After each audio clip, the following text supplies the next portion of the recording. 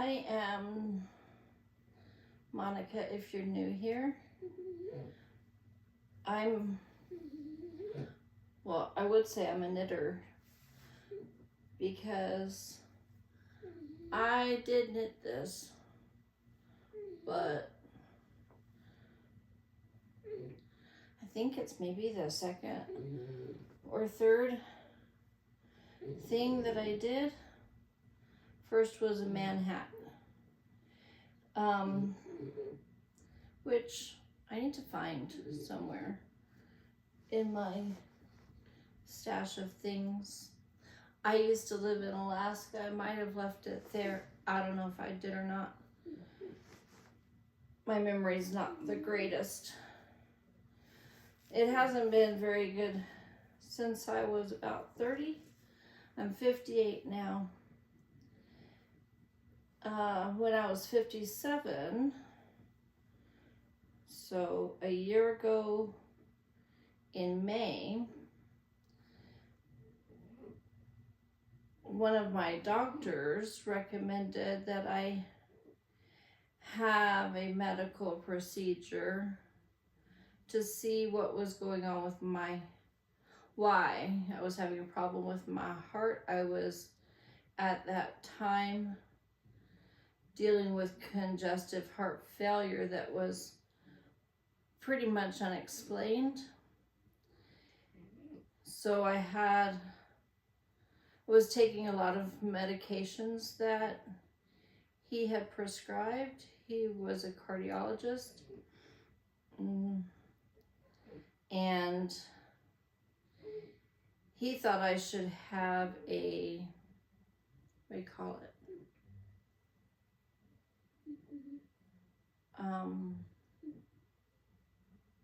Not a stent,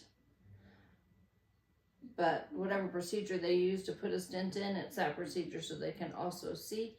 Anyway, he wanted me to have one of those. So I agreed to it.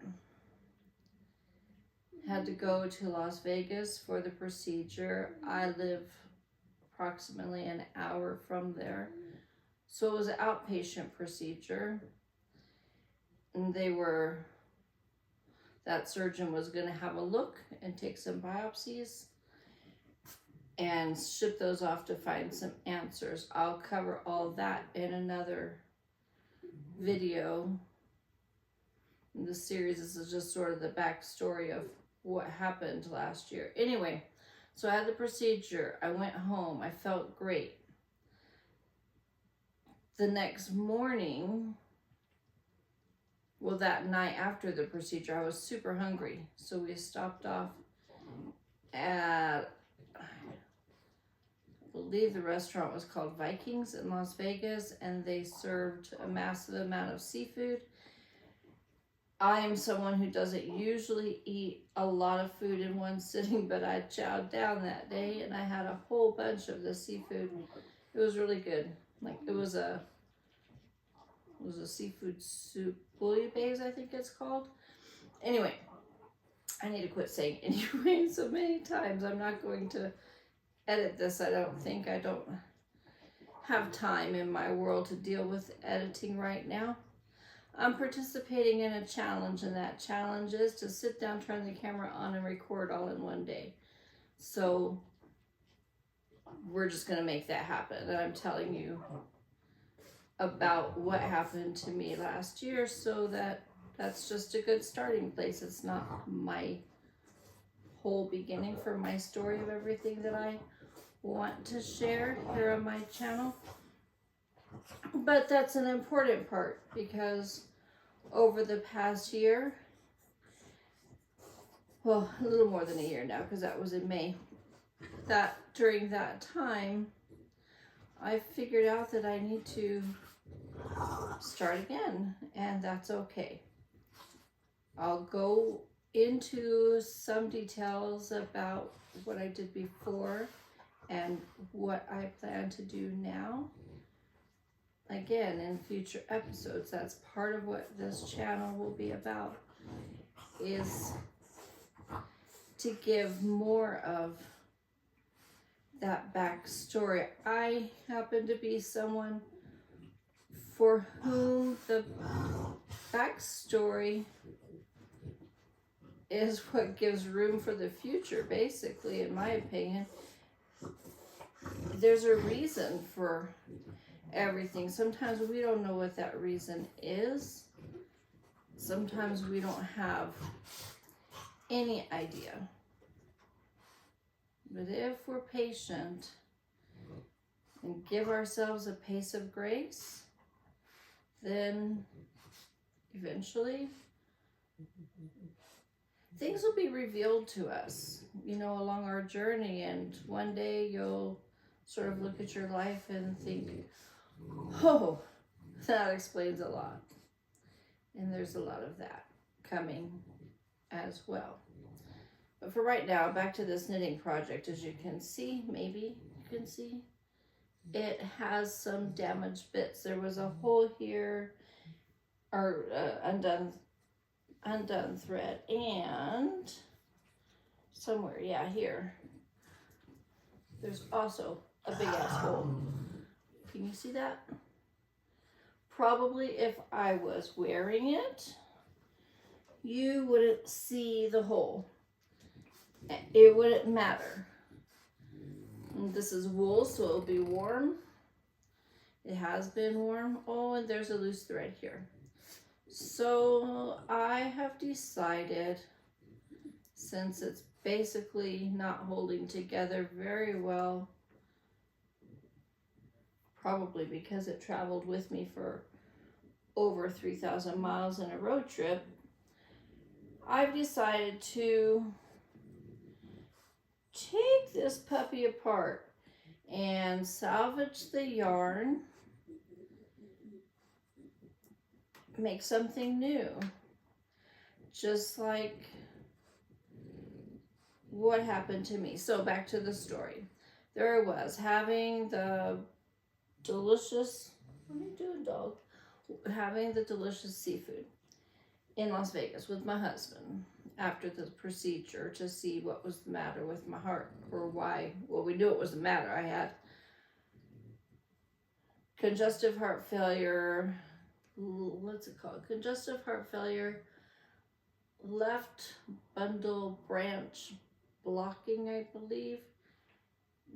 It's called ejection fraction. In my case, that was 25, and it should be more like 70. I was having a hard time breathing. I had a lot of swelling, fluid, wheezing in my lungs. According to my medical doctors at the time, they don't really consider, or at least mine did, consider smoking cannabis to be not, you know, nothing you smoke is good for your lungs, but it's not perceived to have similar, you know, threats of cancer, lung cancer, or whatever if you smoke cannabis. In fact, I know people who have been significantly helped. I am a cannabis smoker and a cannabis drinker and a cannabis self maker and user, and basically my favorite plant is probably coming out of my pores at any given day, time of day, any day. At the same time, clearly I'm coherent, right? You can understand me. It doesn't matter if I have cannabis in me. I'm not zoned out or anything.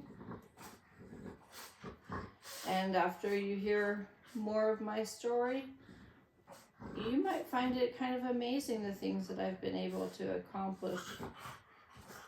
If you are someone who has an attitude of stoners being stoned and just, you know, on the couch and unmotivated and not doing anything.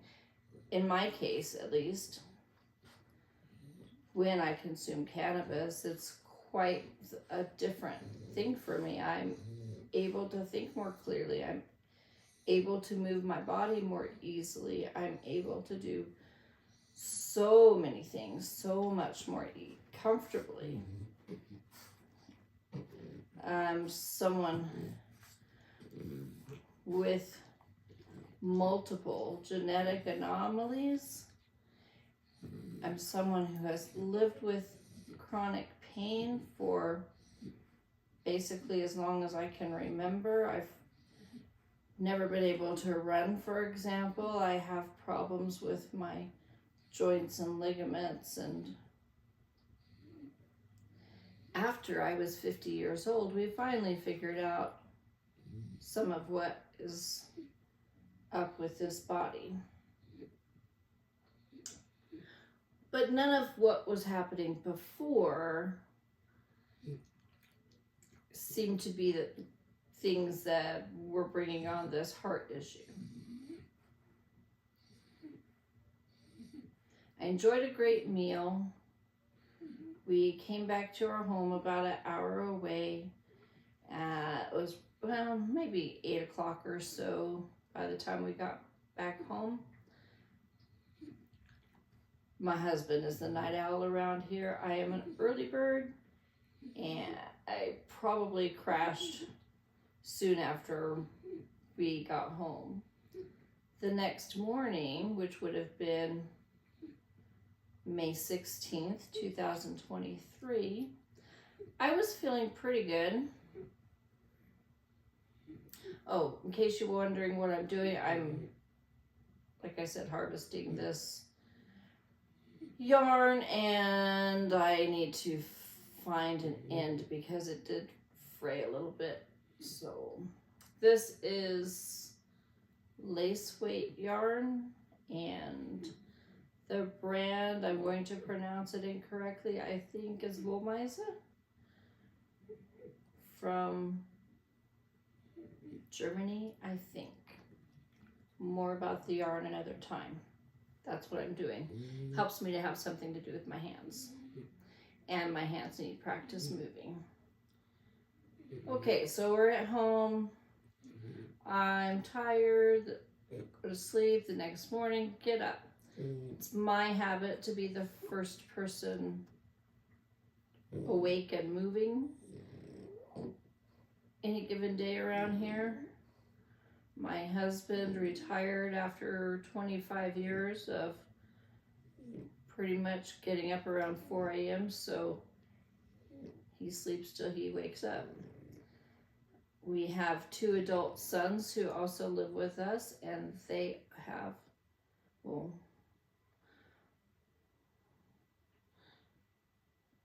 one has his own struggles and the other one has been in the hospital multiple times. He is disabled, and my husband and I are the caregivers for him. So the next morning I woke up and I was hungry. I don't know how I was hungry because I had eaten so much seafood the night before. And usually I'm not hungry at all till, I don't know, around 1 o'clock or so in the afternoon. Certainly not around 4, which is why around when I still get up. Even after, 8 years since my husband retired, I still wake up early in the morning. Most of the time. I was hungry, so I fixed myself a tortilla with cheese and a cup of coffee. And I went out with my little dog to the veranda. We have, at that time, we had a leather sofa and love seat out there. They're still there, but the area's been added to since then. At the time, we just had the couches. I ate my snack and drank my coffee and laid down to take a morning nap as the sun rose. That's kind of my habit. I like to kind of get busy, tidy the kitchen if it needs to be, and do a little morning routine of whatever needs to happen that day.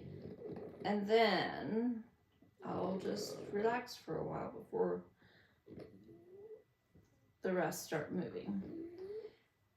So I laid down, I took a nap. I guess I slept and slept and slept, and my husband woke up, and it was a hot day. This was in May, and I live in the Mojave Desert, so, you know, it gets hot here.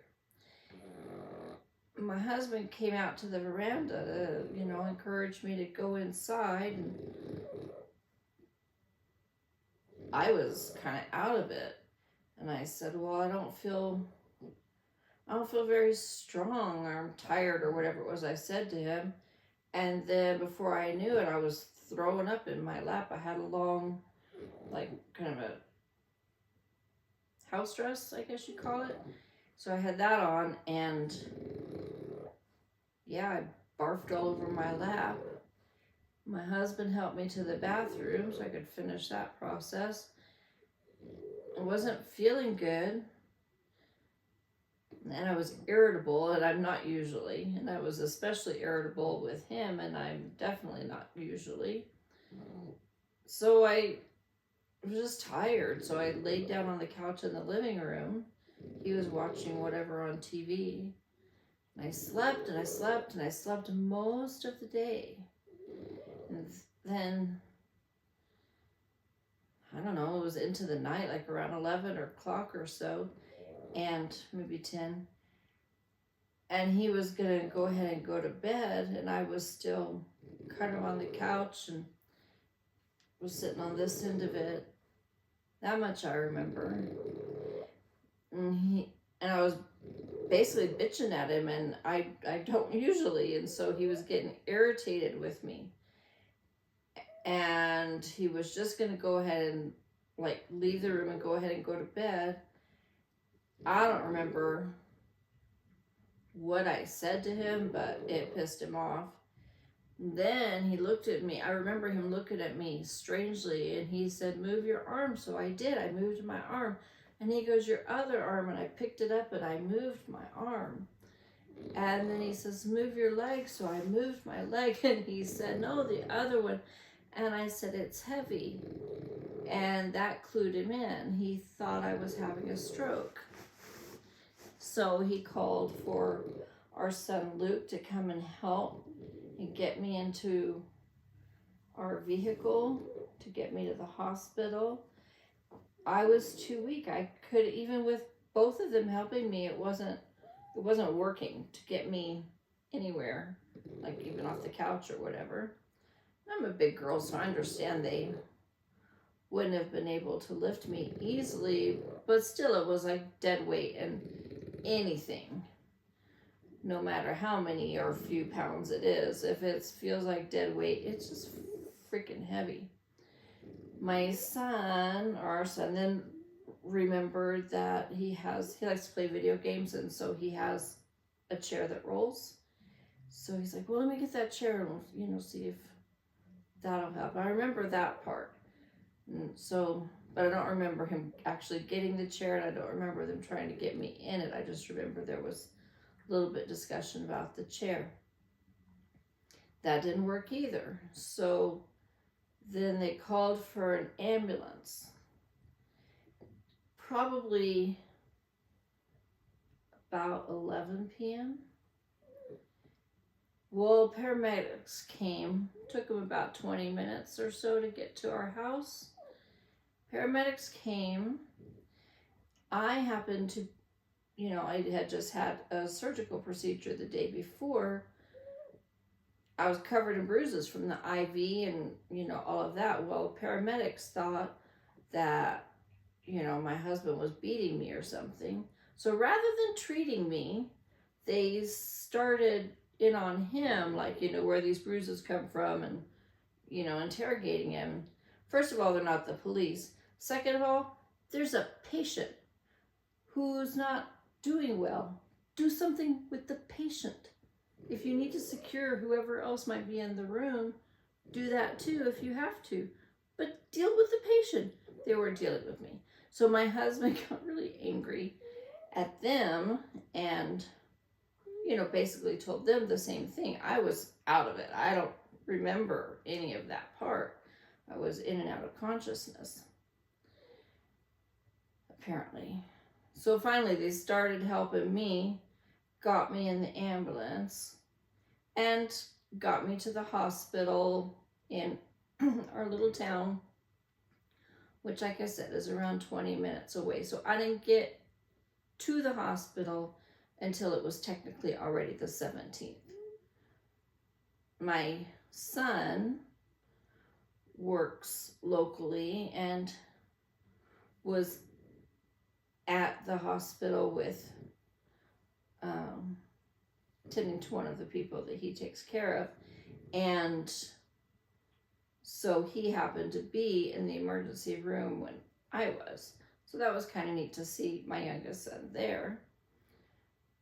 I do remember seeing him and talking to him for a quick minute, but that's pretty much all I remember at the hospital. At the hospital, I got a CT scan, and it didn't really show too much wrong with me.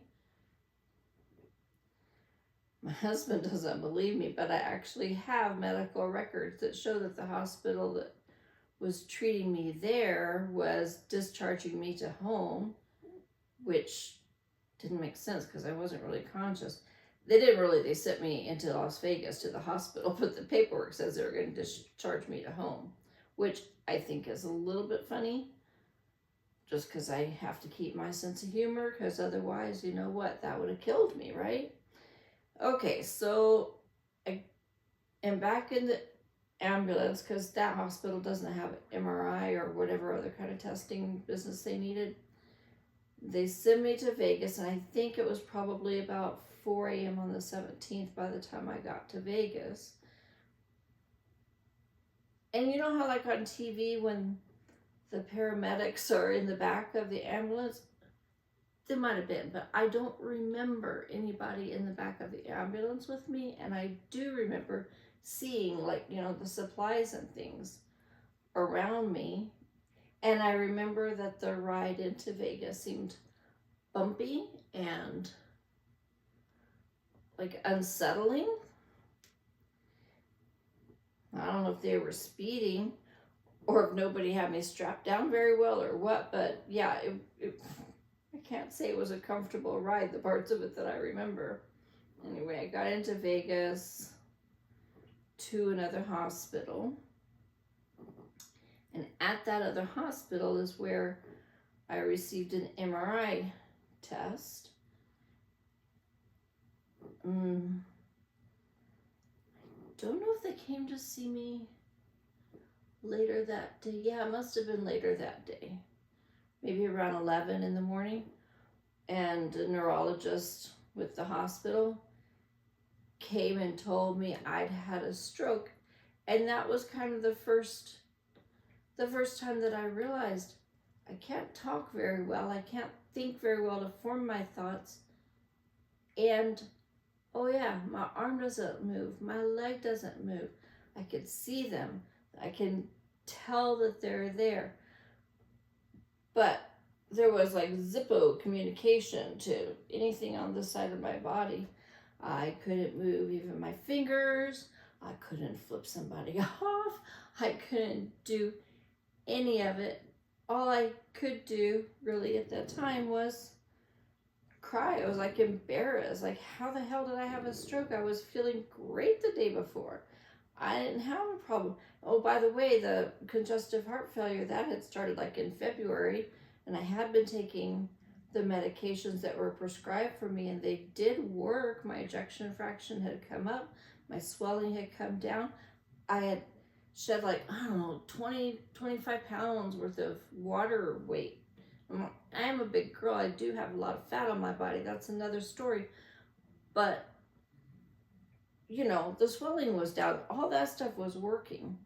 So why was I having, had I had a stroke, and why was it so severe?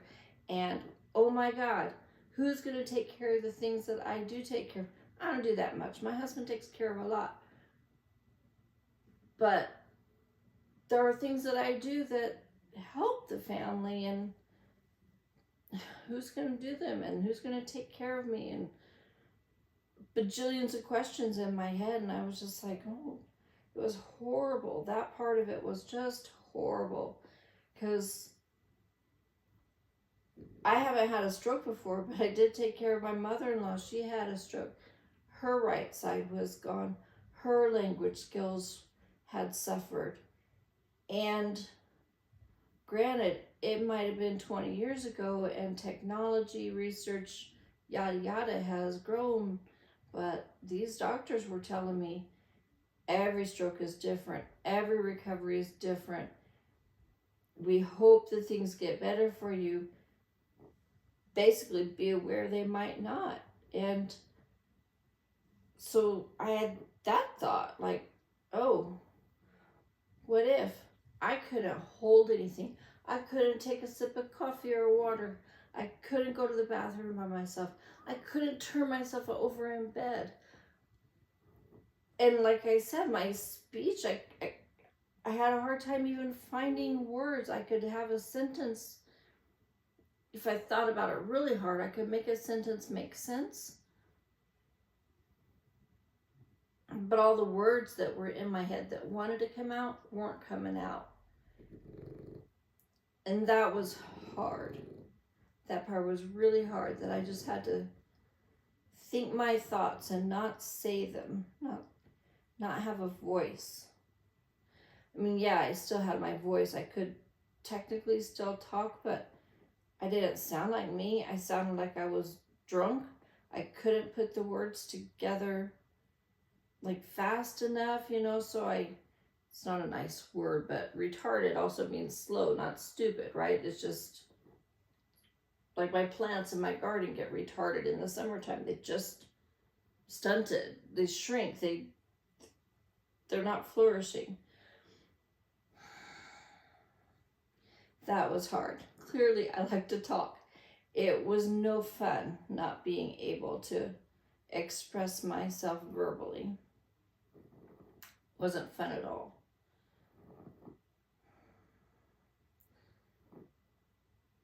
So I had some therapists come into the room. I don't know if it was the same day, probably the next day, trying to help me to be able to stand, hold on to the walker, hold my balance, not fall over.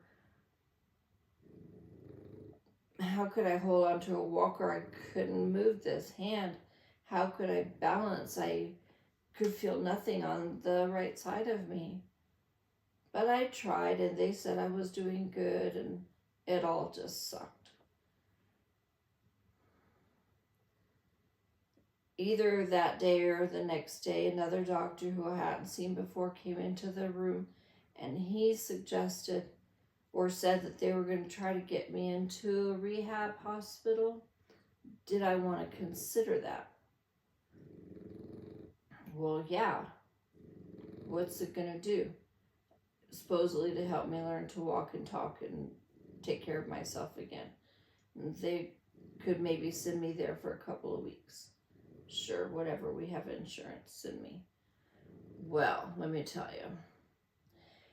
In some ways, that was a great experience. I did feel like I had caring therapists who did their best with me to help me get to a place where I could leave. I was out of there in just shy of 2 weeks because I just couldn't take it anymore. There were so many things they tried. They tried, and I recognize that medical personnel are overburdened, overworked, some cases underpaid. All of that, I get it. But man, when you are almost 60 and you're talked to like you're 3, it is not fun.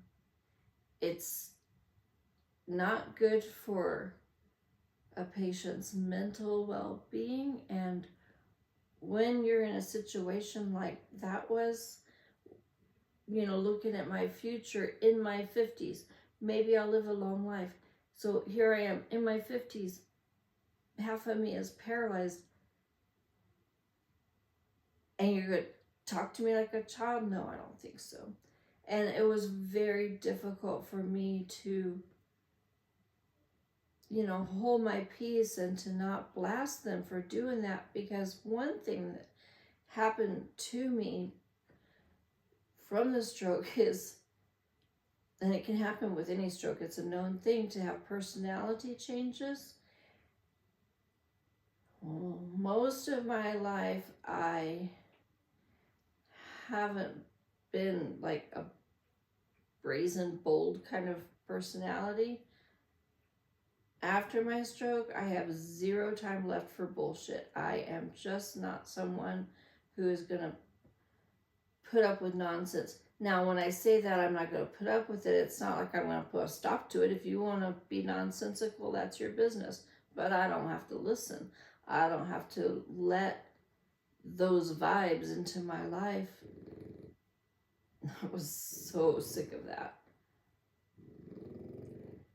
The other part that I was sick of was the food that was served at at the rehab hospital.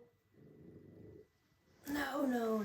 Worse than, my husband spent 25 years working in a correctional facility, and even he said that food is worse than prison food. It was horrible. You're in a hospital, you're trying to heal, and being fed stuff that just isn't ideal at all. The first hospital, which happens to be a sister hospital, well, I guess not first hospital, the first hospital in Vegas is a sister hospital to the rehab facility that I was in. And at that sister hospital, when I was there, the food was great. I mean, granted, typical, not California cafeteria food, but it was edible and it looked good, and you had a bit of a choice in what it was. It was like even a menu. You just make your selections for the next day. But yeah, that rehab hospital was not good in so many ways. So I was supposed to be there until May 30th, so yeah, I left or May 31st, I think, was when I was scheduled to leave there, but I was out of there by May 29th, because, when the food's not good, you still get hungry, and having my family bring me takeout all the time was getting rather expensive. Main thing. Anyway, long story on that whole hospital experience. But yeah, when I was leaving there, I still couldn't walk. I still couldn't hold a glass. I could barely wipe my own ass and barely take a shower. But I had like a shower chair and stuff like that. I could kind of manage the basic hygiene needs, sort of. I could, with a walker, I could walk, I think it was about 250 feet, like at a stretch. Then I was done for the day. There was no way I wanted to continue working on walking after I did that part with the therapy. It was exhausting. One of the things that happens with stroke is, or can happen anyway, is intense fatigue, not just physically, but also mentally, and that was happening, which was frustrating as well. And when I got home, there was a lot of that. I get up, I go, or, get help to get up and go across the living room, do my thing in the restroom, come back to the sofa. And it's only, across the room, where my house isn't humongous. It's a nice size, but it's not ginormous.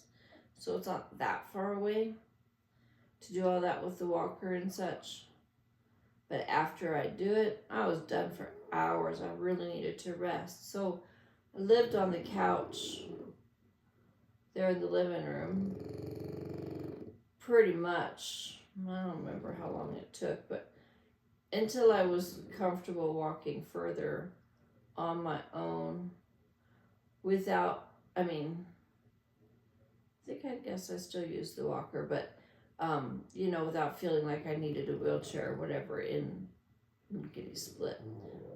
When I left the hospital, I did still need a wheelchair, but guess what? Since I had pushed myself and I was able to walk that 250 steps or whatever it was, now I don't meet insurance criteria to become eligible for a wheelchair. We have great insurance. My husband had a 25-year career with the state government. They should cover a wheelchair for a disabled patient. They didn't. They did cover a walker. They did not cover a shower chair. Turns out my primary care provider had one because her daughter had recently had a hip surgery. So from her, I got a shower chair. Oh joy, now I can get clean. My cousin, who he and his wife normally are traveling pretty much around the country, that's their thing, as nomads. However, they happen to be in the area at that time, and they have they stay at an RV type park when they're in town.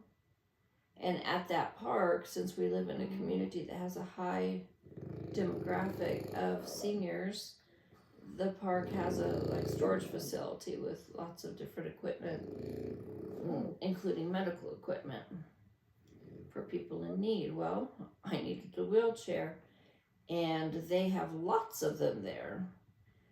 So my cousin and his wife were able to basically borrow one from the storage room, and it's here for as long as I need it.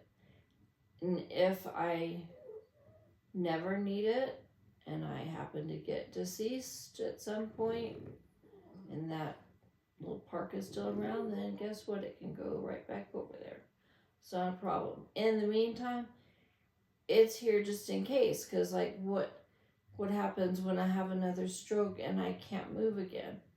Well, then they can get me in there, and they can, in the wheelchair, and then they can get me out the door, into the vehicle, and get me to the correct hospital that has the equipment, not the one here in our little rural area that couldn't treat me. I was there for hours and nothing happened to benefit me, other than I didn't die, but that wasn't on them.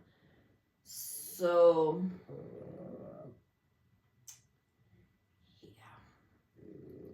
I had the stroke, made it home, still had difficulties getting around and surviving and just processing all the things that happen when something that serious happens.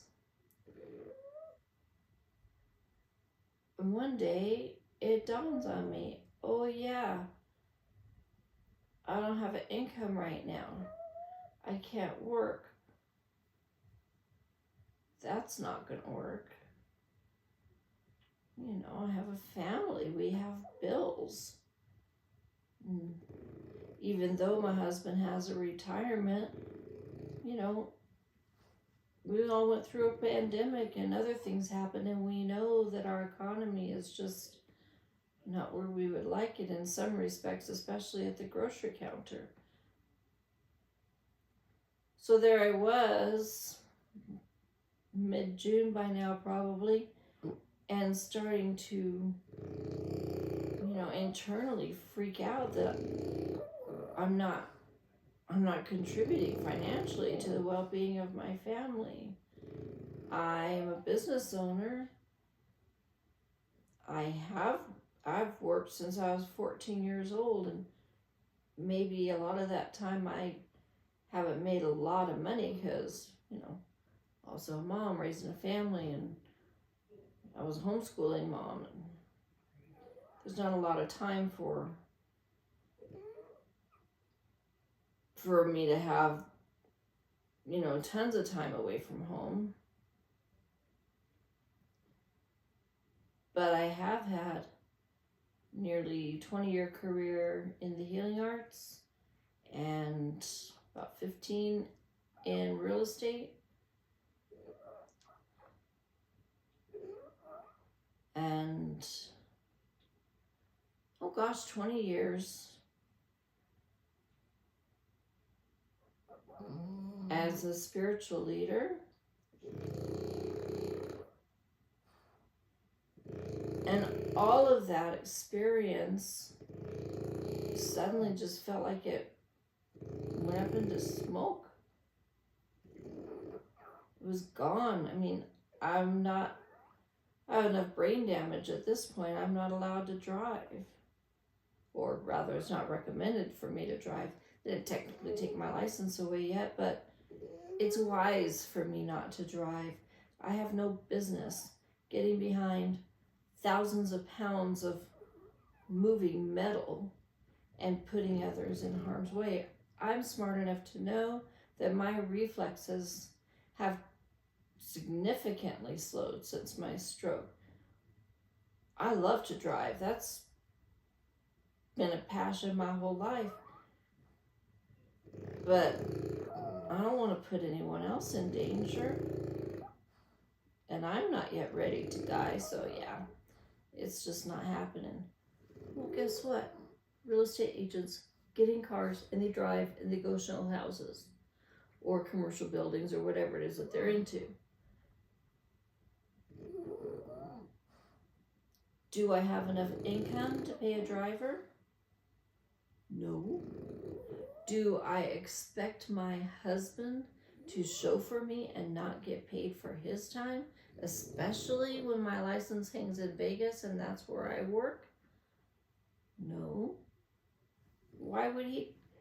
He would if I asked him to be my driver for me to be able to continue to have my career, but gosh, that's awfully rude, I would think, to make him, give up his whole day, whatever he's got going on, just to haul my ass around with no guarantee of even a sale or a client who wants to work with me. No.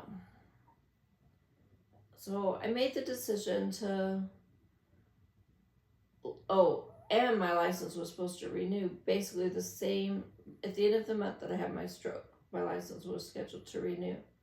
And you have to, in order to keep the license, do a bunch of continuing ed classes every couple of years. I still had a few classes to go, but, hey, I had a stroke. I couldn't use my hand. I couldn't talk. At that point, I just thought, I'm just going to let it go.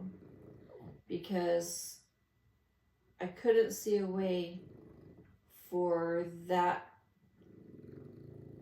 knowledge and experience that I had gained over whatever it was, 15 or so years in that career. I just couldn't see myself continuing to be able to do that with the same success that I had had in the past. I had a hard time thinking. And I don't talk fast now. In fact, for some of you, I watched a creator, what's his name? Ali Abdal. He's a productivity guru, basically. So they say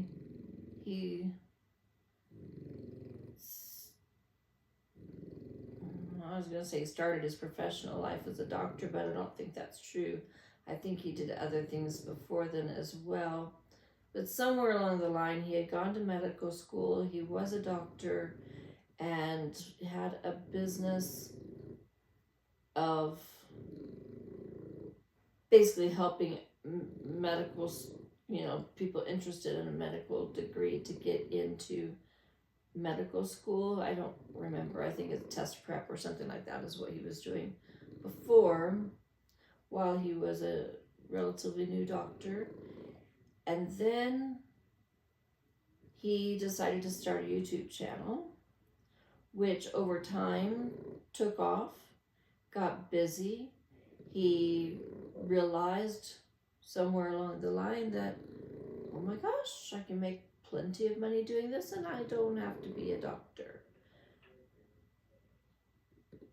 When he was telling that part of his story of how he shifted his career and now is a thriving YouTuber, I couldn't figure out how or why or whatever of any of that, because I didn't know that, oh my gosh, a person could make money at YouTube, talking to a camera, talking about life, like I'm telling you about my stroke story while I work on a fiber arts project. Maybe it's boring for most of you. Maybe nobody clicked on this video. Maybe you did and I talked too slow, so you're out of here within 30 seconds or whatever. That's why I mentioned Ali to you just now, because I was watching one of his videos. He was in that video talking about how he likes to walk and listen to audiobooks. As he was talking about that, you know, walking around the park listening to whatever book, I was thinking in my head, oh, this is before my stroke. Oh, I really like to take walks. I live in a beautiful neighborhood. I could put on an audiobook or some music or something, but probably an audiobook because I like to learn and, you know, I can listen while I walk just like a person could. But I say listen while I walk, while some whistle while they work, for example, right? So that was my thought. And I remember watching the video and all of that playing in my head like a movie, like, oh, I can picture myself having this walk, and I'd walk over here to where the pond is, and I would take the videos of the birds and the trees and all the things that are all around, and how lovely that would be. And about the same time, Ali's still talking about whatever it is he listens to while he walks, and he made a comment about listening to whatever it is at like basically warp speed. And I thought to myself, oh my gosh, why does everything have to be so fast? Why does someone listen to a message at 2, 3, 4 times the speed? What's the point? Are you going to get more done that day just because, okay, I listened to that book, it took me 2 hours and that was it, when maybe for someone like me it might take 20 or more hours. Gosh, one time I read a book that was about, I don't know, this thick, probably less than 200 pages for sure, probably less than 100. I wonder if I still have it. Anyway, that little book took me more than a year to get through. Wasn't because I didn't read it quickly. I mean, like, I could have read it quickly, but there were things in that book that needed more time to be understood, I suppose. It was, I guess it was sort of an autobiographical history of someone's, it's funny, he was actually also another doctor, about his development in the medical industry, and through that process discovering more about his own spirituality and things like that. So it was interesting. It was a book by Deepak Chopra, actually, and the title of it is called Return of the Rishi. And the reason that I bought that book from a used bookstore, Gulliver's Used Books in Fairbanks, Alaska, is where I bought it. I'll never forget it. The bookshelf, I can picture the book on there. Anyway, it caught my eye because at that time I was quite sick, so that must have been 2003. Yeah, maybe 2004 by then. Anyhow, I was sick dealing with a liver issue, and my naturopath at that time had put me on a regimen of reishi mushroom tincture as part of the therapy to help me. So when I saw that book title, I thought, oh, it's about reishi mushroom, and I'm taking it, and I might as well learn more about it to help myself heal better, feel better, all the things. So I buy that book, and I take it home, and I start reading it. It is not about a reishi mushroom. Or is it? I don't think so. It was deeper than that. I remember all kinds of little stories in that book that were meaningful to me, and I spent some time thinking deeply about them. And that's why that book took me so long to read, because I was absorbing it and letting it resonate with me and letting its meaning sink into my body and integrate with me. And that was a potent and powerful process. And it could be that books have never done that for you, but it's kind of always been that way for me. Might be why I'm not someone who intentionally reads a lot of fiction. Sometimes there'll be one that sticks out that I'll want to read, or I'll see a movie and one of my kids will say, oh yeah, there's a book series about that or whatever. I'm like, well, I didn't know.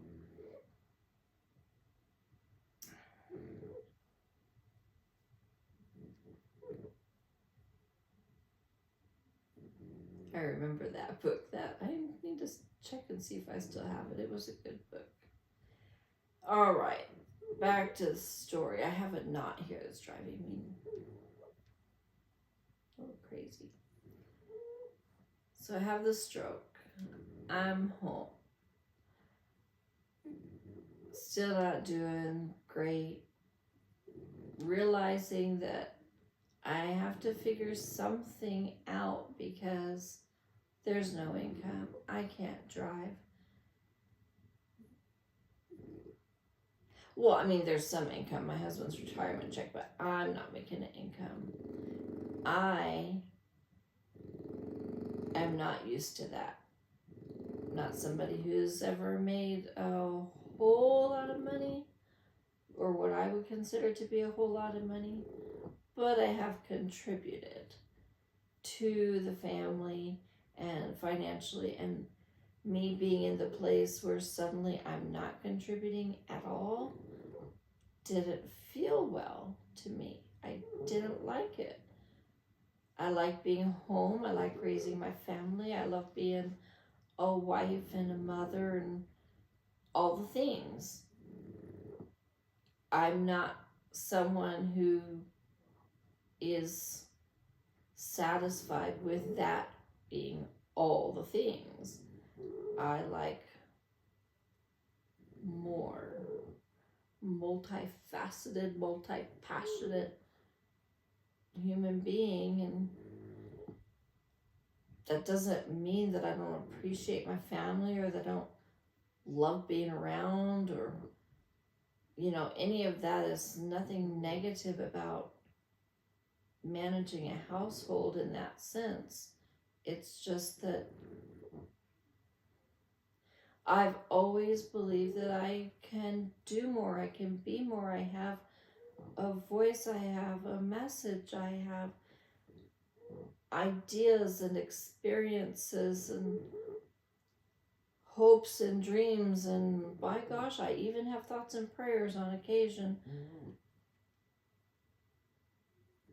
Mostly, I think about things things, and I have something to say about that.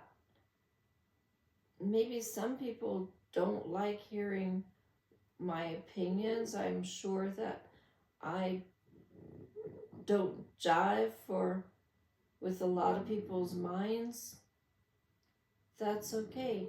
For example, the whole purpose I was going to start off this video today wasn't even about my stroke. I'm going to finish my thought on that though. So I had a whole bunch of things going on, and I was worried about money, and I was worried about my ability to contribute. In the rehab hospital I was being sent home from, and then I had home health for a little while for nursing and occupational therapy and physical therapy at home. And that was, in some ways, that was great. It was convenient that it was offered to me. I was grateful that our insurance company would pay for at least their portion of that. So that was good. What wasn't good was that my nurse thought she was the boss of me, and the occupational and physical therapist had, in my opinion, extreme difficulty in keeping an appointment. For example, maybe we had an appointment for 9 o'clock in the morning, and the therapist wouldn't show up till 10:40 or something like that. Like an hour later, or more than an hour later. That didn't sit well with me. Also, I alluded to genetic anomalies earlier. Even though, yeah, the stroke is why they were there, that's not the only thing that's not great with this body. And so I explained to them that about the connective tissue issues that I deal with that didn't disappear just because I had a stroke. And because of those issues, it's not appropriate for me to do some of the things that the therapists were trying to do. It was all hard. So, anyway, I fired them. I told you I'd spent about 20 years in the healing arts industry. So with that background, I felt like, you know what? I know how to exercise. I know how to stretch. I know how to do this, that, and the other thing. And I'll figure it out. I don't need someone to disrespect my time, my freedom, my ability to make my own decisions about, different things. I mean, it wasn't like I was imprisoned by anyone, but freedom to express myself, to say, you know what, I have this, and this, and however many. I got a list of other medical conditions that are made worse by the fact that half my body isn't working, and trying to rush and do things without my body being warmed up hurts. It increases my pain levels. I explained that to the therapist. Oh, well, such and such and such, whatever reason they gave for why they couldn't be there on time that day. And I would just explain, I get it. Las Vegas is more than 60 miles away. You have XYZ happening in your life, maybe another of your patients, timing wasn't right or whatever, and therefore you're late. But I gotta tell you, my body was warmed up like 2 hours or whatever ago. and you didn't show up. And so now I'm pulled off and I'm stiff again, and this doesn't work for me. So that was happening. And I was worried about money. The therapist, the insurance billing, there's a copay, and already by then, I think this was still in June, my portion of the copay was, I don't know, something like $200 for that. And I don't have an income. $200 to somebody who doesn't have any dollars is a lot of money.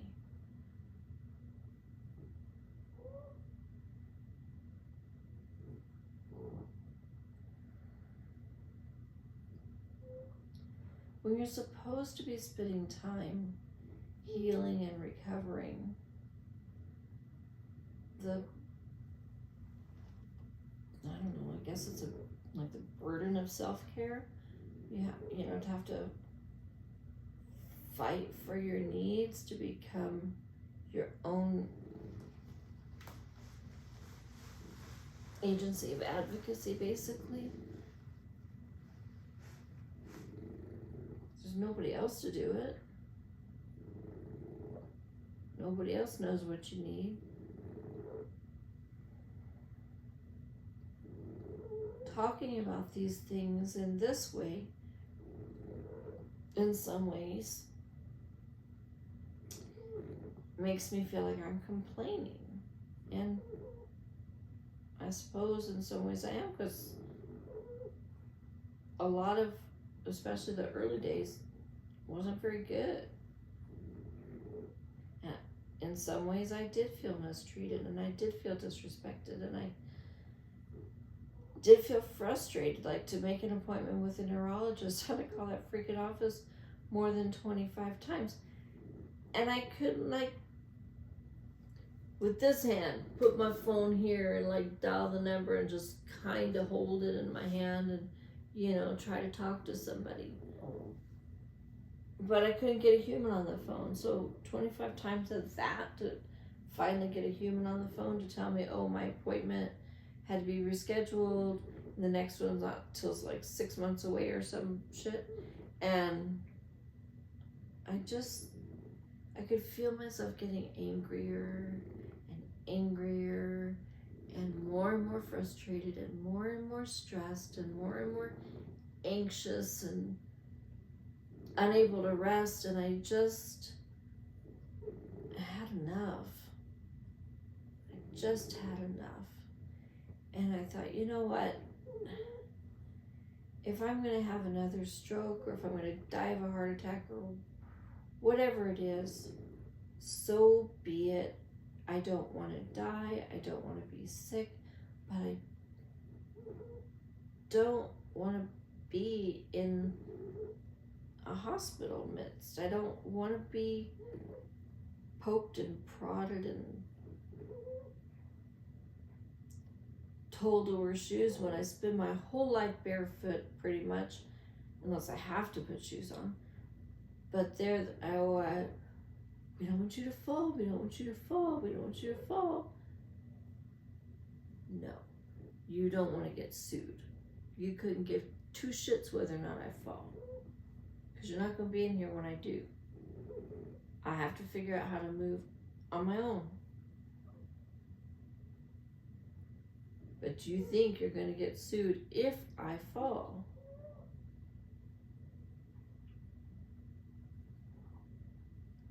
I can handle a bruise. Let me fall. I'm used to it. I failed so many times in my life. Trying and striving for whatever it is that I was going for. And I became used to falling flat on my face, not physically, but figuratively, flat on my face. Bam, bam, bam, over and over again. I'm not afraid to fall. I'm not afraid to fail. I'm not afraid of any of that. be embarrassed, talk on camera, whatever. I don't care about that stuff.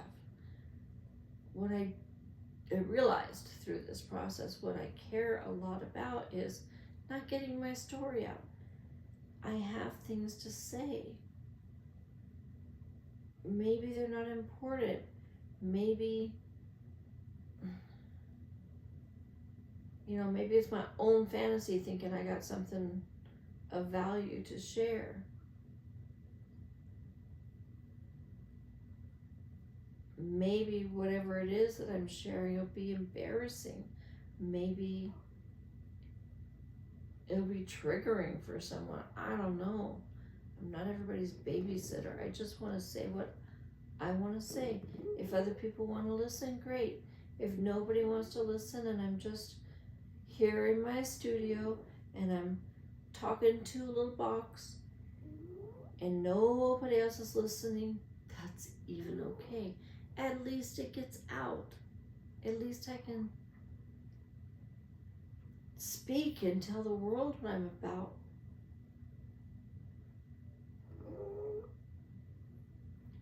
Probably someone somewhere out there has been through some similar stuff.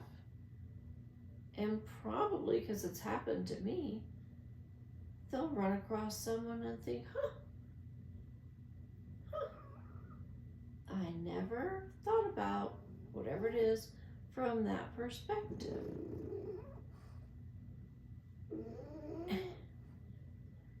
And all of a sudden, there's a whole new direction,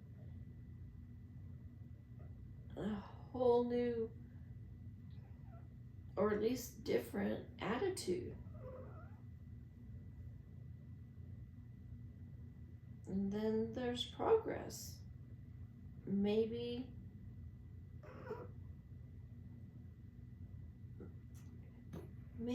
it's just that now I can hold a pen, which is weird, I don't know, but I can hold a pen and I can write in cursive again almost as easily as what I did before my stroke.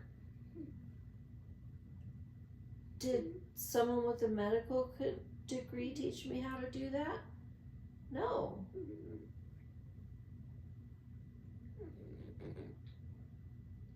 When I was at the rehab hospital, I did have one therapist there, and she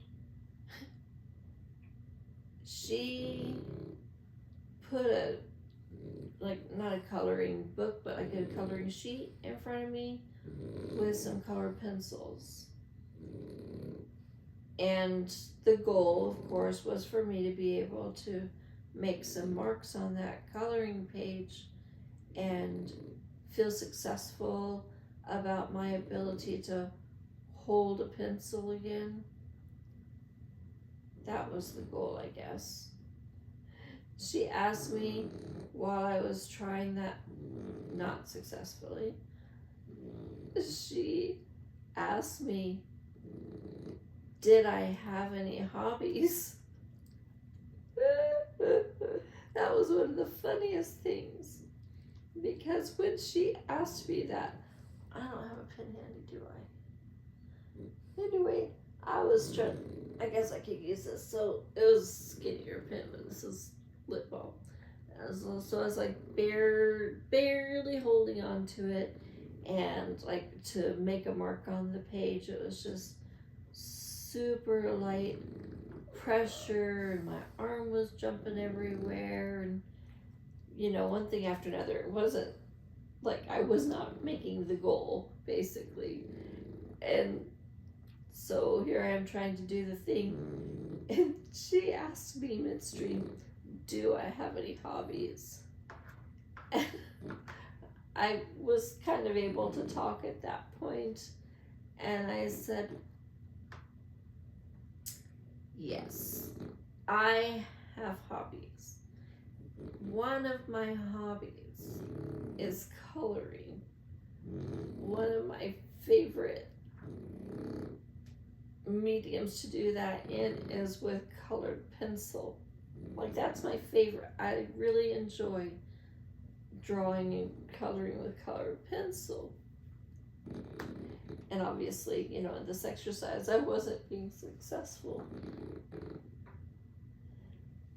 So she said something, whatever was encouraging or whatever. And I just looked at her and I said, I appreciate what you're trying to do, but this whole experience is really giving me clues that I need to find some new hobbies. Oh, excuse me. She said something to the effect of keep practicing and it'll get better and yada yada. But in my head, I was thinking, no, it's not working. I can't make my arm and my hand and all the things, you know, that I used to do to be able to make the marks that I like to make. It wasn't happening. And it was getting frustrating for me. And when I had the thought that I would just need to find new hobbies, it was easy for me. It was like, well, because I already have a lot of hobbies, and what's the harm in adding one more? And I'll just find something to do that I can do. That will help me feel successful. Well, before I left that hospital, the rehab hospital, I was not able to do any coloring or writing or anything like that with my hand. It just, it barely could move by that time I could flip someone off, but that was about it. I didn't flip people off. I just was able to move that finger enough that I could if I'd wanted to.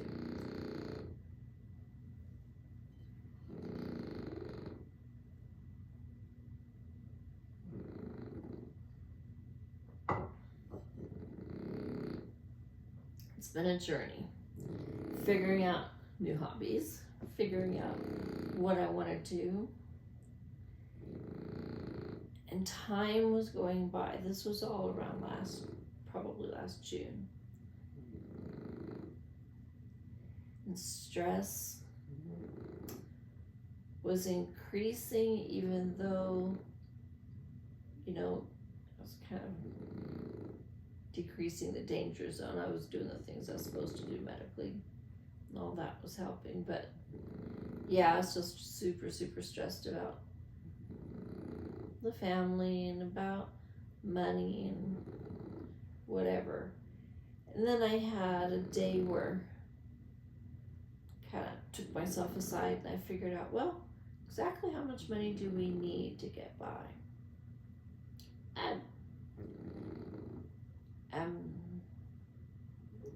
What's the word? I learned a word. Let me think about it. Dyscalculia. It's kind of like, I think it's kind of like dyslexia for people with language skills difficulties. For me, it's always been math. Here I was trying to figure out how much money I needed, and math just naturally, any day before my stroke, it just hurts my head. So here I am with brain damage trying to figure out some math. That was a chore. That was definitely not a new hobby.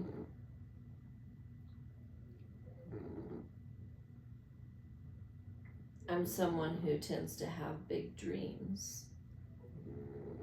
And sometimes those are numerically seen, I guess. And anyway, I was having these ideas of how much money I'd like to generate from my business, which at that time was real estate, or had been. And, you know, in the whole scheme of things, at that time, I had a number in my head of what I'd like to do basically for my whole career, like, you know, till I'm dead, because I'm supposed to be retired. I don't actually need, my plan was not to continue working. But like I mentioned earlier, we do have a disabled son and we care for him, and there are costs involved. So one retirement check for 4 adults is spread fairly thin.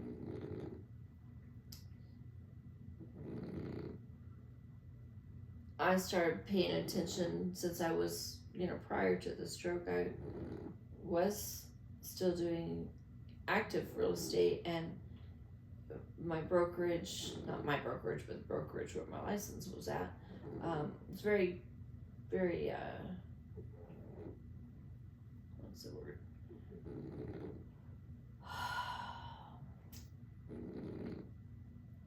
Proactive, I guess, about education. They want to make sure that the agents have the tools and resources that they need to be able to do a good job in the marketplace. And having previously been affiliated with other brokerages that,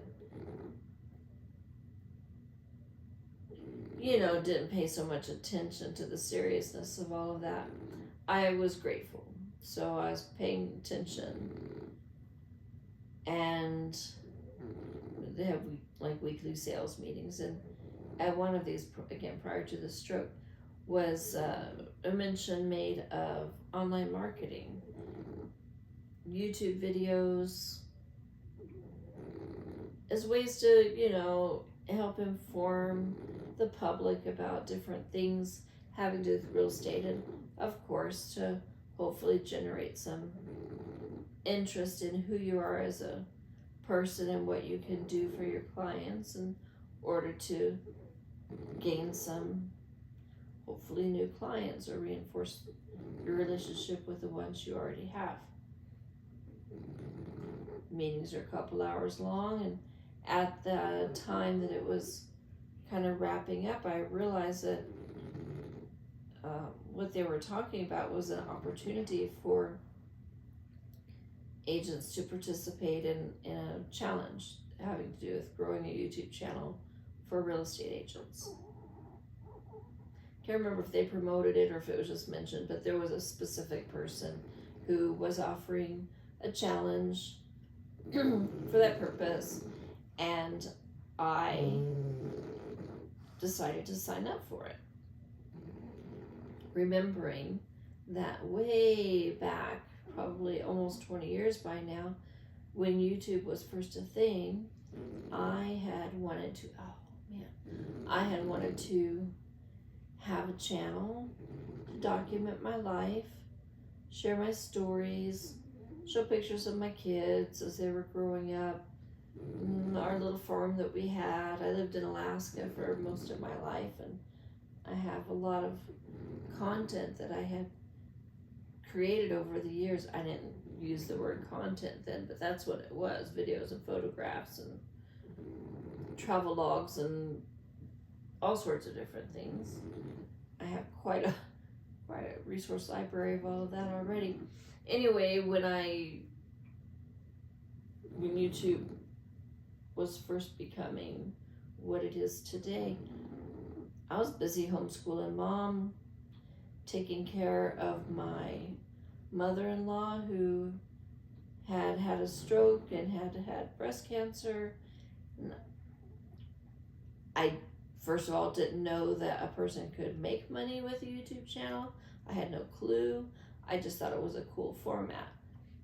This was years ago. So now flash forward, I'm at my brokerage's sales meeting, and they're talking about YouTube being a way to generate leads for your real estate business. Here's a course you can take that'll help you make your channel, help you learn certain aspects of doing so on. And this was probably, it might have been 2020, but I think it was in 2021, because from my kind of feeling about it, I know that at that time, at least where I live, there was lockdown. There weren't people Like I was already thinking about how am I gonna bring my person-to-person business alive online. How am I going to talk to people about that career? How am I going to work with clients? All those things. And so in my mind, YouTube seemed a viable place to start. I was going to say something else, but I think that's how I was looking at it. It's like, oh, okay, well, maybe I still can help the public with what I know about real estate. Maybe I can make a way to get a few real estate clients who want to work with me. And you know, when you're talking multi-million-dollar properties, especially if you're selling like, you know, a high-rise apartment in Vegas or something, then you only need to do a few of those a year in order to meet a modest or average whatever person's budget goals for their business. Some people that I'm aware of will only conduct real estate transactions if the property has a high enough dollar value, so that, you know, whatever they're getting paid in commissions makes it worth their while to go outside their house or get off the golf course or whatever it is that is holding them back from helping anybody in real estate. I get that. Just like, you know, anything else, kind of pre-qualifying your clients in any field to make sure that it's a good fit is important. And especially if you're someone who specializes in high rises or whatever, for example, I could see where that kind of a vibe could be important, you know, to limit how many people you're working with to maybe not the quantity, but you know, how hard are you gonna have to work? It's the same amount of paperwork essentially if you're working on a very high value property, or if you're working on, you know, maybe a 1 or 2 bedroom residential home, for example. Those are some of the things that the course about YouTube was teaching, and how to work with these different types of properties and different types of clientele in an online setting. There's not a whole lot you can do specifically through like a YouTube channel, and as far as that goes, because there are papers to sign and contracts involved and so forth, and that's really, you know, you don't want to do that without actually establishing a working relationship with your clients. But the information, the aspect of being able to share information was appealing to me, and all of that was reminding me about how when YouTube was starting that I had wanted to participate in it for that reason, just to share information. I guess in some ways a natural born teacher, because I have done a good bit of teaching in my day. Well, where are we at? I think that, let's see, I was saying that, yeah, taking care of my mother-in-law, homeschooling the boys, generally just taking care of a household and family, did not leave a lot of room for YouTube. And since when it was starting, I had no idea that it could be income generating in any form. I didn't really pursue it. I was just like, oh, you know, that'll be nice, I'll do that someday. That was in Alaska. We moved down here. I now live in Nevada, as I said, close to Las Vegas, and my children are grown, and my husband is retired, and you know, life is in some ways a lot simpler than what it once was. And so with this opportunity with the real estate office and the workshop with the instructor for YouTube for building your real estate business came about, I was primed and ready to go. I thought this is gonna be great. Well, so I took the class. It was a boot camp. I think it was for 5 days. If you're a real estate agent and you want to do it, let me think of her name.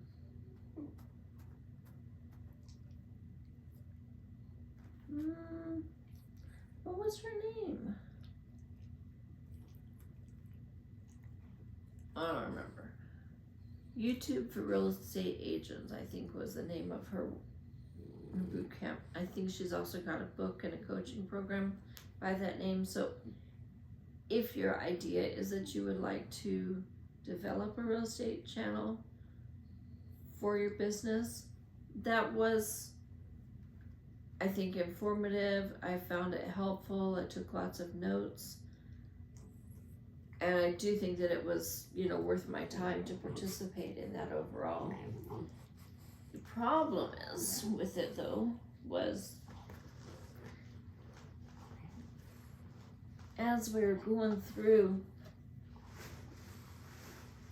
the workshop, there was a lot of talk about, finding your niche and your ideal, your avatar client, and like in my case, through my career, I always focused just kind of naturally. It just turned out that way. My bulk of my clientele were almost always veterans, and I think all but 2 of them happened to also be like disabled in some way and had a difficult time, with their financing, whatever, to be able to afford a home, even with the GI Bill, just because, or whatever it's called, just because you might not have to pay a down payment because you are a veteran, doesn't mean you're going to have smooth sailing through the whole loan process. It is stressful even for veterans. Normally, I just happen to be someone with enough patience to deal with all of that. Like in Alaska, when I had veterans buying home, all but except 1 or 2 of the loans happened to require for veterans a termite inspection on the property, and there are no termites there, so that was a dumb inspection, in my opinion. Whatever. Anyway, that was kind of my wheelhouse. And so, as I was going through the workshop, she kept talking about, finding your niche and your ideal client and your customers, what kind of flock to you if you're perceived as like an expert in that particular realm. I mentioned that I have sons. Well, to some moms, when you're talking, do you have children? Well, they might think you have toddlers or teenagers or whatever. My children are adults, so I guess I can speak about toddlers and teenagers, but also what it's like having young men in this day and age in the country that I live in. What maybe are some of those challenges, and how do we deal with them as a family, and so on. The workshop is again about real estate, and in my head are rolling around the various things that I also have experience in, like being a mom of 3, like being a caretaker for someone in hospice, like dealing with, the loss of relatives that have had cancer, all sorts of different things. And so when it came time to ask questions in the course, one of mine was, well, when and where and how do I get to talk about all of these other things? I get that it's important to have a niche, but wow, how many times can I talk about how much a person needs for a down payment if they're getting a certain kind of loan? And maybe I don't even know that answer, but I know someone who does have that answer. Am I going to give up that resource for everybody, or am I going to wait till I have a client who actually needs the information? I don't know. So I was asking more specifically about my real estate business, but you know, what if I have a recipe I want to share? What if something cool happened in my garden I want to talk about? I'm getting older. What if I don't want to do real estate all the time? Or what if I can't do real estate all the time? How is my channel going to be able to adjust for the difference in what I might do a year or 6 months from then, right? Well, the answer in the class always came down to, you know, you're going to have to just start another channel. There's lots of people that have multiple channels covering various topics. Oh my gosh, I just about stopped dead in my tracks. What do you mean have another channel? Who has this time in their day and the space in their brain for that? No, that's not going to work.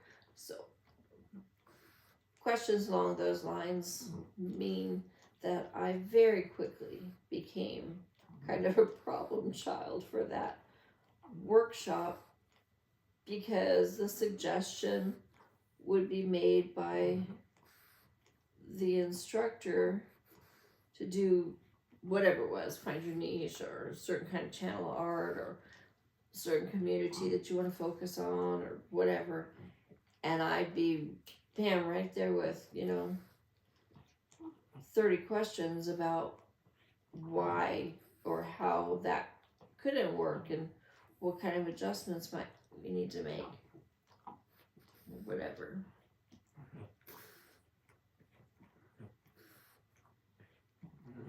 Have another channel, have another channel, have another channel.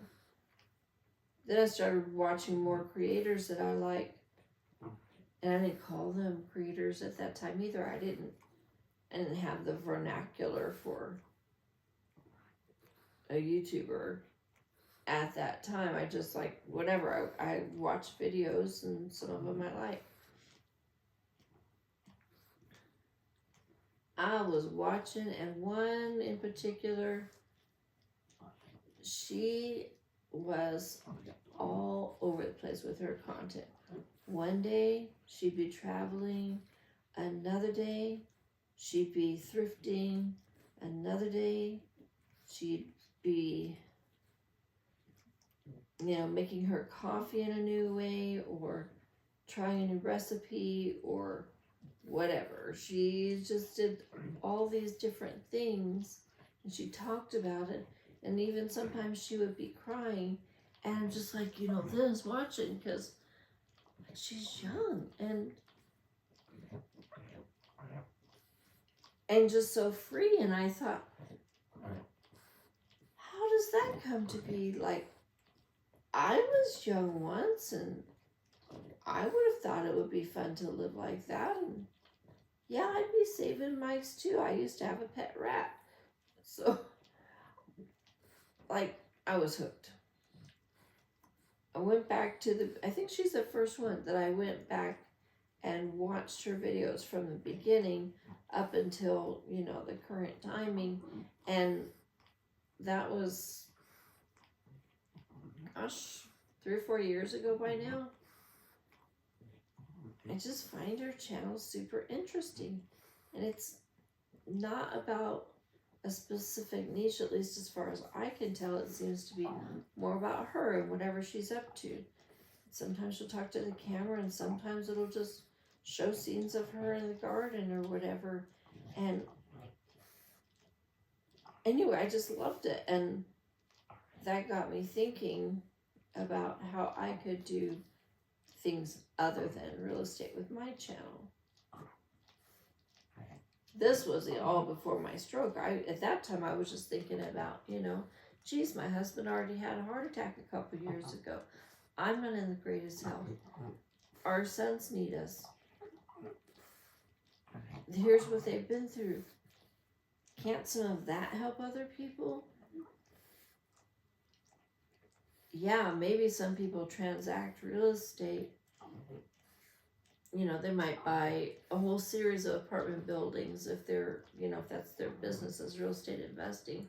They might buy, multiple doors, sometimes hundreds of doors, as they call it, for like an apartment building at once because they're investing. And I can't say that's usually my clientele. My clients are ones that are like, they want a place to live. They want a place where they can take care of their kids. They want a place where they can invest and have a place they own where they can rest.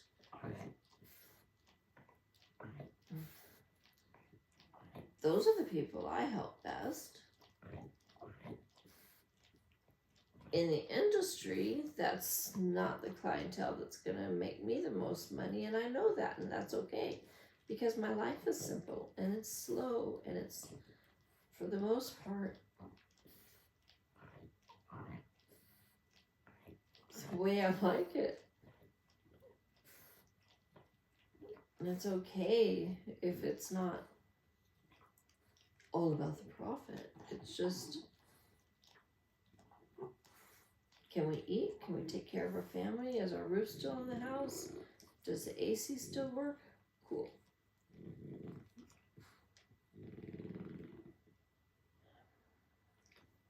Like I said, that workshop was probably a couple years ago. The time oh yeah, it was. And then so in the workshop, there was also some teaching about, editing videos and what software programs a person could use to be able to do that, and what that all entailed, and how much it costs, and how to, get a reasonably priced website and what you could do with it. And that part I was thinking, oh yeah, I didn't even think about translating those skills to, online world, because I used to build websites for a living. In Alaska, I did that for not a super long time, but enough to where I, made some money and paid some bills. That was nice. I suppose I could do that again now, but those skills that I had at the time were like 30 years old or so. I have to do some relearning first. Probably.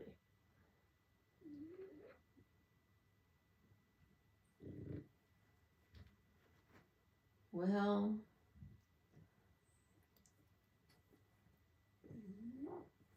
the course finished.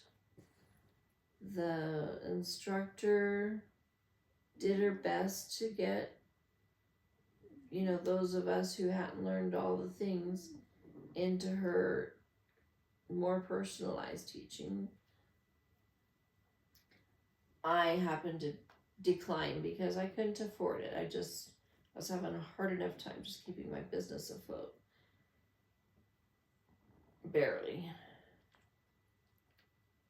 And like I said, all of this was before my stroke. So after the workshop finished, I spent some time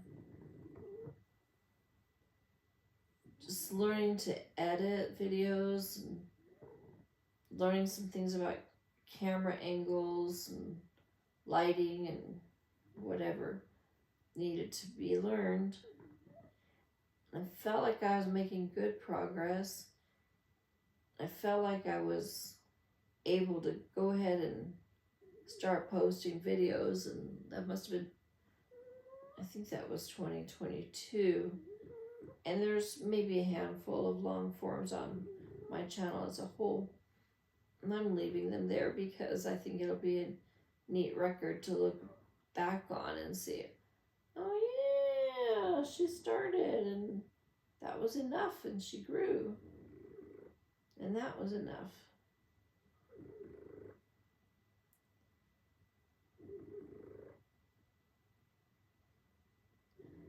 Probably I sound like I'm rambling because I kind of am. I have a lot of thoughts in my head and I didn't write down any notes. I just, like I said, I decided to participate in a challenge, and so this is what you get.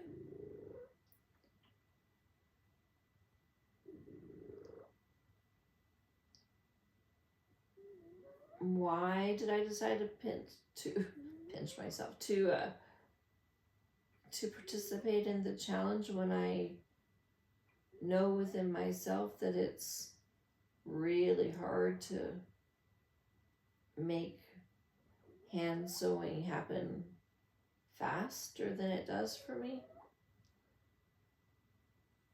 I get it.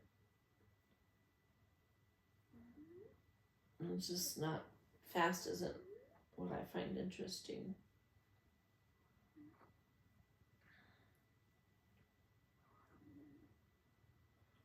Just in case you're not a knitter and you're wondering, ordinarily, if you need to pull out some stitches you've previously arranged, in my experience anyway, you can pull a string and there it goes. However, since this was damaged, some of the strings are like cut and they're not actually the end of the skein, they're just in the middle of the stitching because there was a tear or a moth got it or whatever.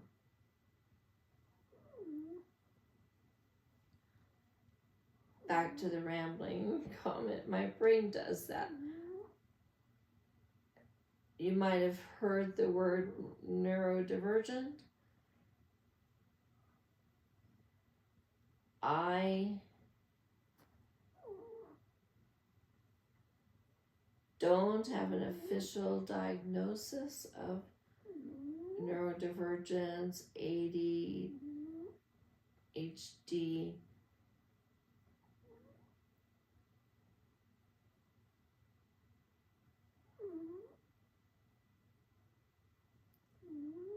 And I don't feel like I need an official diagnosis to know that even the words of, I'm tired. You know, the word neurodivergent didn't come around until I think it was after my second or third son were born. We never had a book like that or feelings like that could be what's going on in our family. Didn't cross our minds. All of a sudden,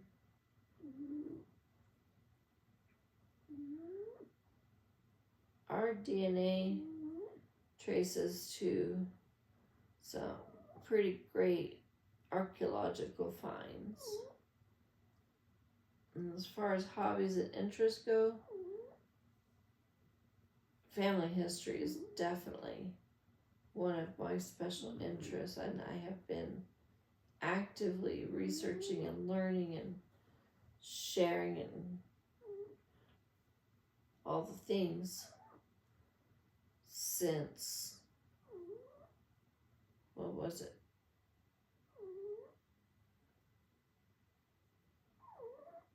Oh, that's 1845. Oh, see, I'm rambling because I got sleepy.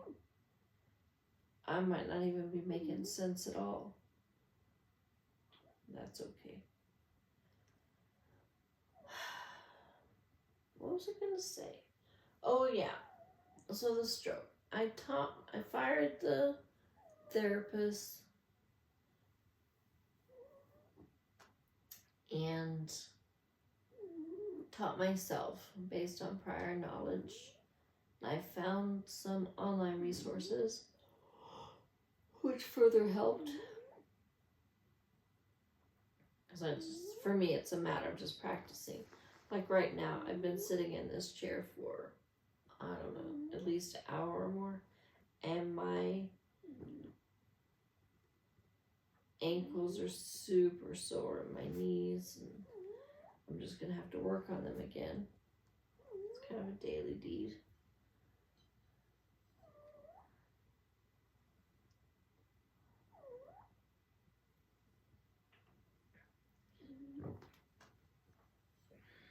Point being, I am better. I can walk again. I can move my hand again. I can speak again. That's all taken place over the past year. And some other cool stuff has happened also in the same time frame. And what hasn't happened is any income gain, because I realize, oh, Monica, you have to let whatever projects be shown. People want to buy stuff, but they need stuff to buy. You like to create stuff, and then it just is there because you made it. So call yourself an artist, do your work, and make all that available. The making available is what I have been missing. That was the big missing link, because I didn't need to make anything available. I was successful to the degree that I was in my various careers over the years because I presented myself as available, and I conveyed what kind of work I was going to do, and people trusted me enough, and they liked me enough, and they wanted to do business with me enough to where, you know, I could pay my bills.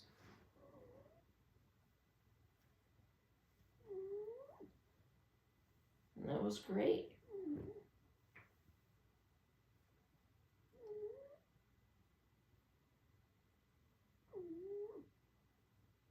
But yeah, so I had a stroke, and all of that stuff went up in smoke. Of the history, you know, what I used to be capable of, I no longer am. Yet, I still need to pay for stuff. So that's what we're working on. I'm 58 now. Thank goodness I made it a year, a little more than a year past my stroke. And hopefully I'll make it more years. I still have stuff to do.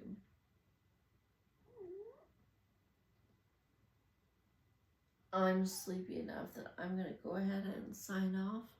I have met the challenge by saying that I would make a video. And I didn't string it along together very well. The end result, I suppose, of this particular heap of stories is that I'm Monica. I make stuff. I write stuff. I say stuff. And I have some expertise. I have some experience. And I'm really pleased that you're here.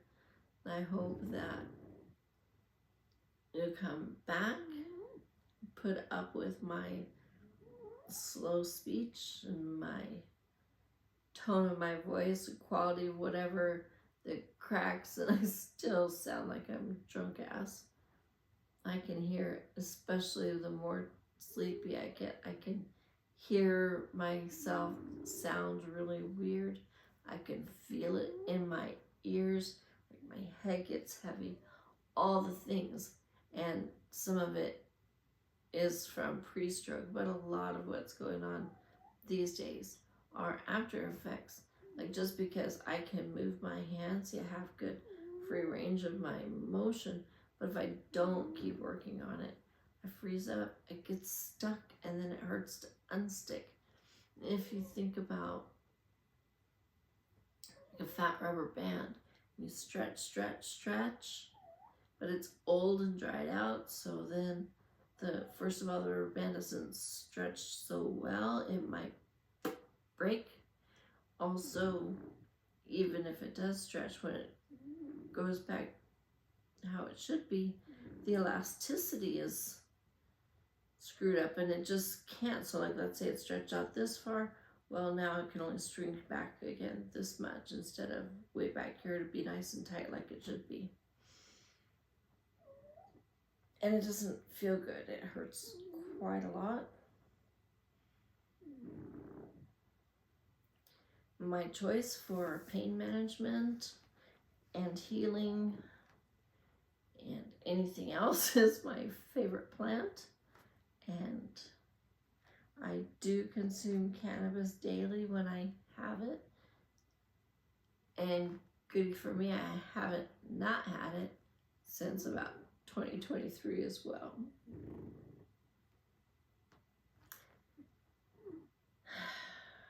What I really came here to say, instead of talking about the stroke and those effects, is that red is my favorite color, or one of my favorite colors. Red and yellow rank right up there.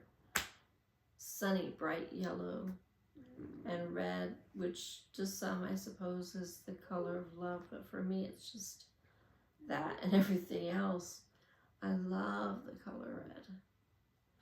And I have lots of stories about things in my life that have been red and still have relevance.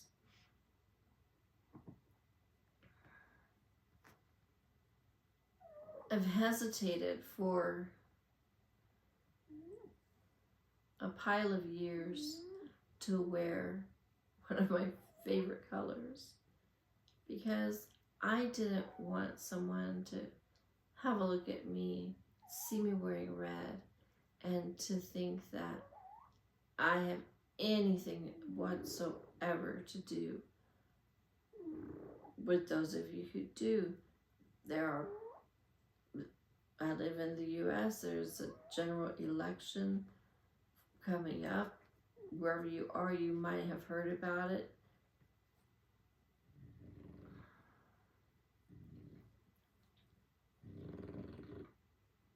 My plan is to vote. And a convicted felon who is also a known sex offender and fraud and a traitor, amongst other things, highest on the list for me is that he thinks he has a right to tell me what to do with my body. He thinks that he has a right to grope women simply because what? He's got $1 billion? So what? Maybe 100 billion? So he thinks he can have access to the most sacred part of a female's body?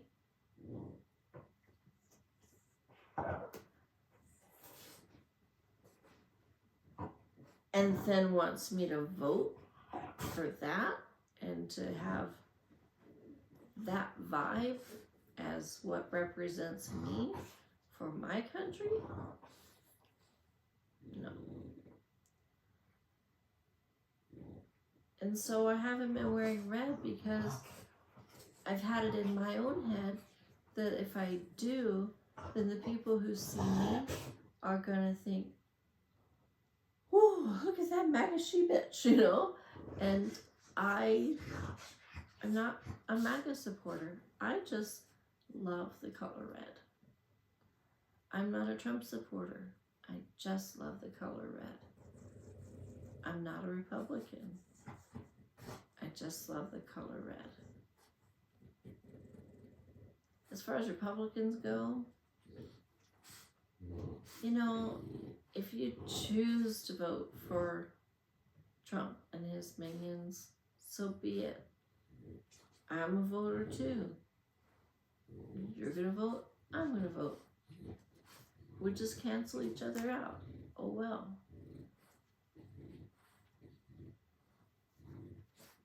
I'm not here to fight with anyone. I think that, if we're very fortunate, we all have people that love us, and we have people that we love, and we have things that are important to us, just like you do. We don't have to argue. We just need to work together and play nice in our sandbox. Or somebody's going to come along and take all our toys. I like to play. And I like choice. And so Kamala Harris and Tim Walz are my choice.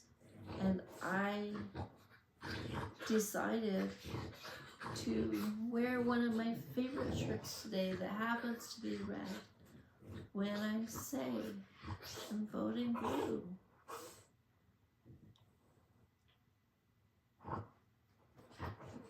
It's not an excuse. It's because I care about our country. I care about the people in it. I care that there's no way that I want someone in the highest office of this land to look at someone like my husband and say that he's a rapist or a drug runner, or that he was just let out of an insane asylum just because he's someone with Mexican heritage. I don't want my husband to be, in town at the store, and just because he's brown, someone thinks he doesn't deserve to be here anymore. My husband and his family have genetic ties to this continent for more than tens of thousands of years. North America and South America and Alaska and Asia and Europe and like all over the place. But specifically, he is indigenous to this land, and to have a president say that he doesn't belong just because his skin color doesn't match, that's wrong. Especially since we who are of this complexion do not come from here. None of us who have skin that looks like mine come originally from this continent, not our ancestors. Some of my ancestors have been here since the colonial times. I've traced those lines, and yeah, we've been here for, what's up? I think my 6th great grandfather was like the first of my family's surname to be here. That's what, a couple hundred years? Humans have been alive on Earth for hundreds of thousands of years. We are not from here. Where do we get off saying that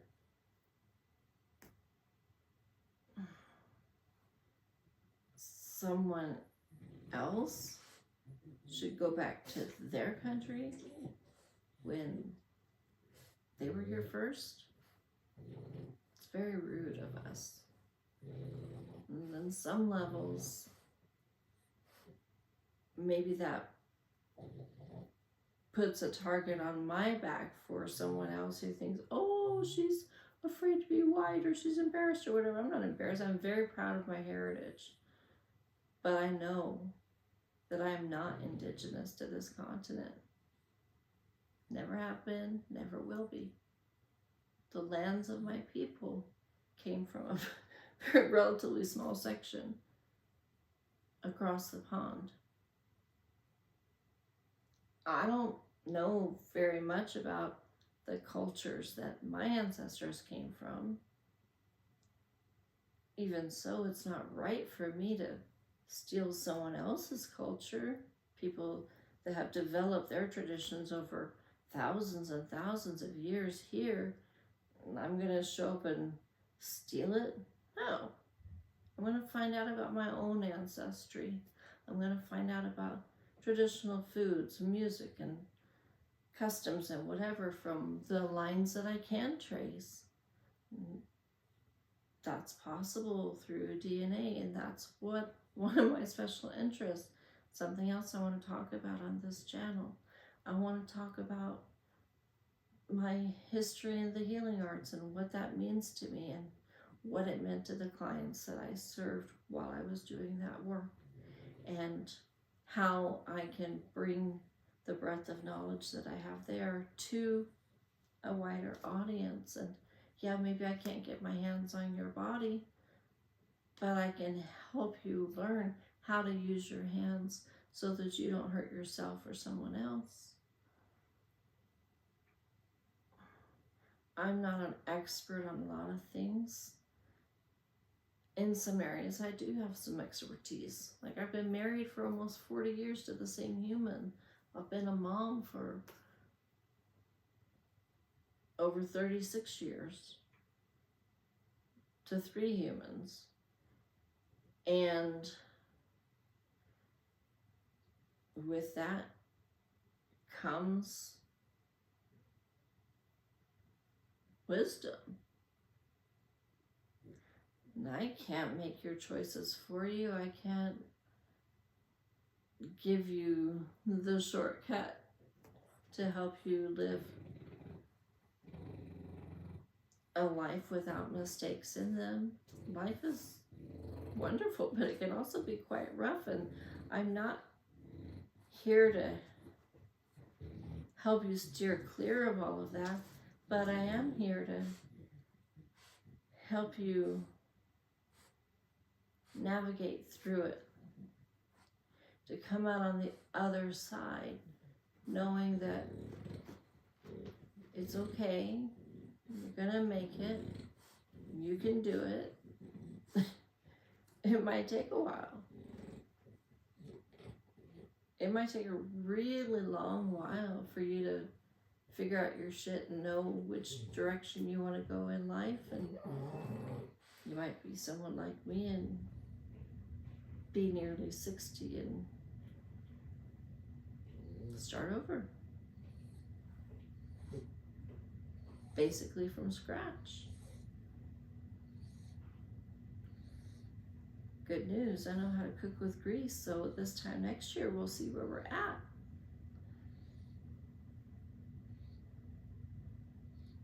I do have a plan of attack, and I have,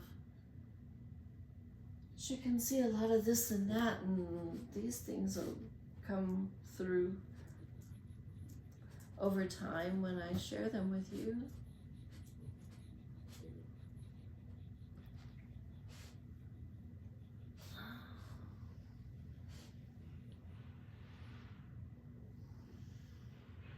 You'll get to see some of the things that I make and think about and create and throw away.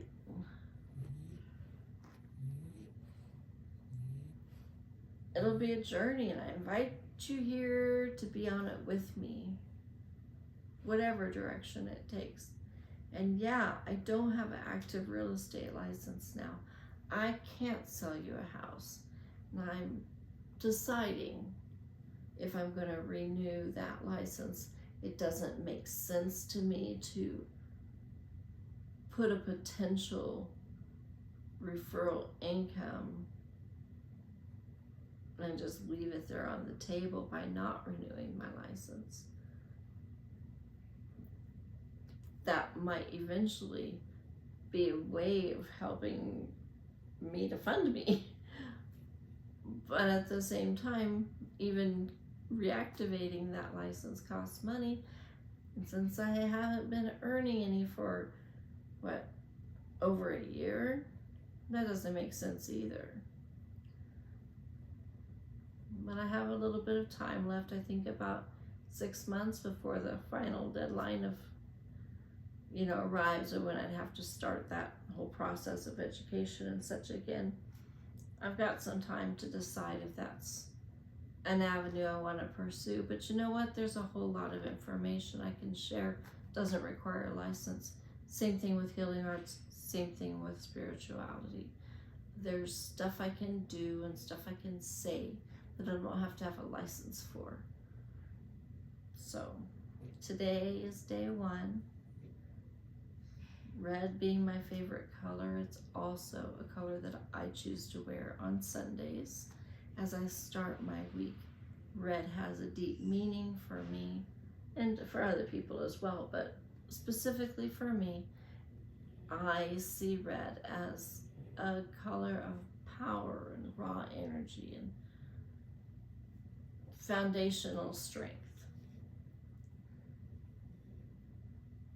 And since I'm starting over, I could use some foundational strength.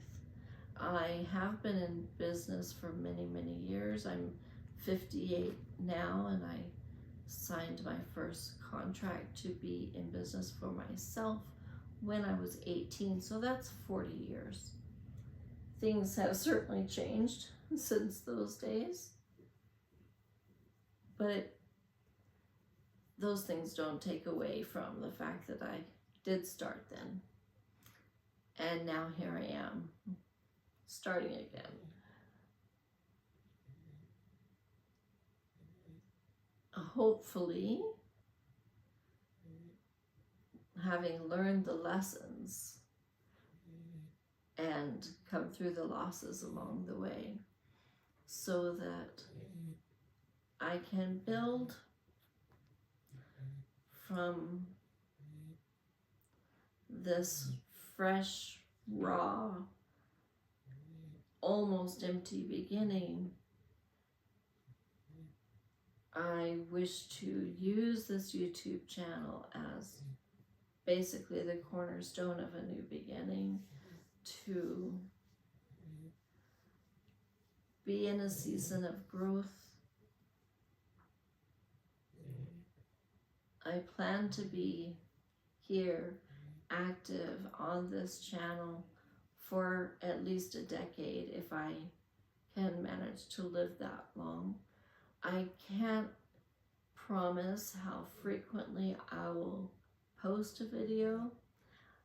I don't know how to set things up so that I can go live, but hopefully you'll be able to tell that this is me, raw and unedited. So whether I post it immediately or, you know, maybe I'll schedule it to go live right before, what time is it now?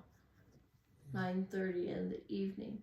So if I can figure it out, because I haven't tried before, maybe I'll get it posted or set up or whatever to go live around 11, and that way you just check it out, and maybe it'll be live and we'll be watching it together, in which case I would be able to respond, I think, to like live chat while it's happening, while we're both watching. I think that I would like that format if I can figure it out, or when I figure it out, much better than being live and trying to manage the chat all at the same time. That might be too much for my brain. It's already fairly active up there. Kind of like explosions going off all the time with full of ideas.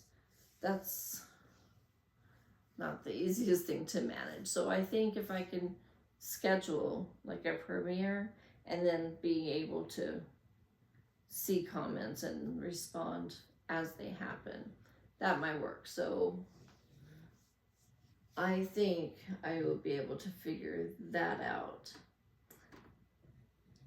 Maybe. This is such a broad category, this foundational thinking with red on Sundays. It's been about a year since I kind of came up with that idea for a bigger project that I'm working on. I have I was going to say a book in the works, but it's actually several books in the works. Several groups of series. I've lived a long time. I have a lot of things, stories to tell.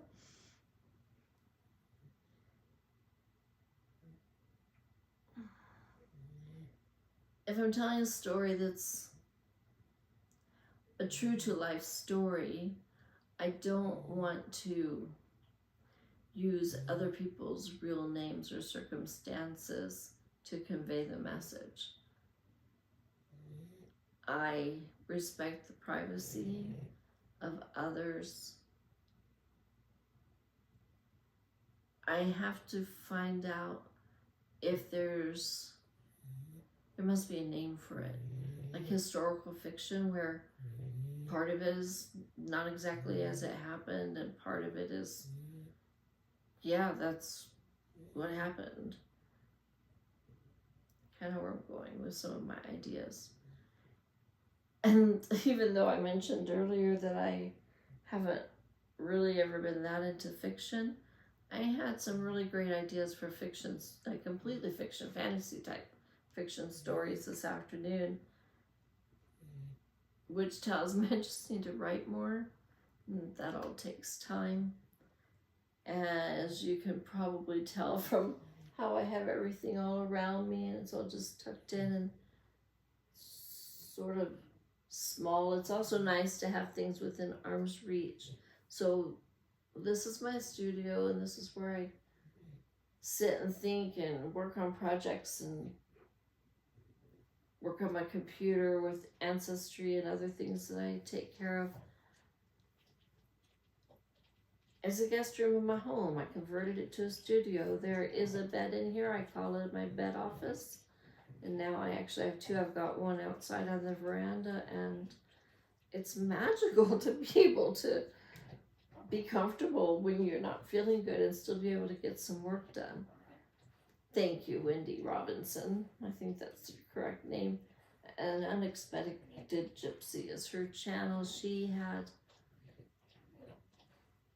has multiple health issues herself, and on at least one of her videos she had mentioned having a bed office, and I thought, wow, what a brilliant idea. I have extra beds. Let me set them up so that I can still get some work done, even if pain is too much and I'm just bedridden. Unfortunately, I set the one in here up before my stroke. Like, it was like a year before my stroke when I saw Wendy's channel, and that happened. I thought, oh, that's brilliant. Because of my connective tissue issues, my hips are often in extreme pain. And when I set that up, and it was just after having watched one of her videos, and also Simon from Better Creating had, around the same time frame, had a video called, or at least on the thumbnail, Call Yourself an Artist. And that's when I remembered, oh yeah, I really like making art. Even though real estate was my job, I'd always really enjoyed art. Didn't make much of it. Same reason that I didn't start my YouTube channel earlier is because, you know, I got stuff to do that's like serious, real life stuff, and no time for art. It's like, that's play. Here I am now, old. I can play. I can pull out my tools. I can call myself an artist. So I started heading that direction, watching all these artsy channels. And about when I found Wendy and Simon, just shortly before that was when I ran across Kelsey Rodriguez. She's an artist and a YouTuber and a business mentor, and she spent some of her videos telling her story about her life and how she got to be where she is and why. So from watching Kelsey, that's how I found Wendy and Simon, and all three about the same time. This was, I think, 2022 when that was going down. And that's, I think, also when I was kind of trying to implement some of the stuff that I'd learned from that YouTube for real estate agents material. All of that was before my stroke. I was just feeling a lot of hope, like, oh, I'm pretty sure I can make this work. I can still find time to make art. I can still find time to help people with homes. I can still find time to work on my own healing and to share the things about that realm that I know about. I could still find time to share the travel information that, like, from road trips my husband and I've been on, whether in the truck or on the Harley, and was just thinking about the potentials and still having nagging in the back of my head, pick a niche, pick a niche, pick a niche, it's all kind of too random. Over time, I realized, you know what, why can't I be the niche? Why can't someone just find me and think, oh my gosh, it's a real human being and she's got real stuff going on, and still she manages to do all these other things, and oh, and look how many spinning plates she has. Maybe I could spin that many too. And oh yeah, did you see her walk on that tightrope? And how does she manage to balance between the worlds?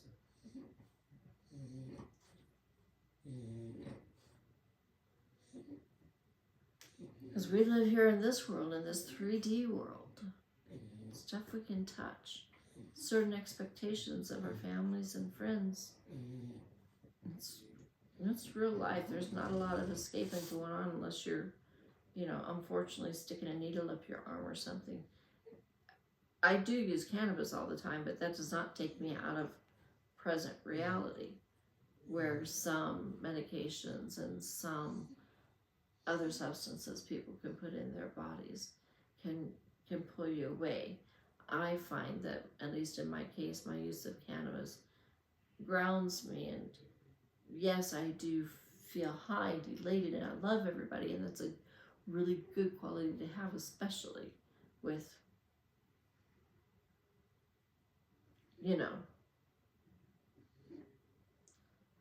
with Trump.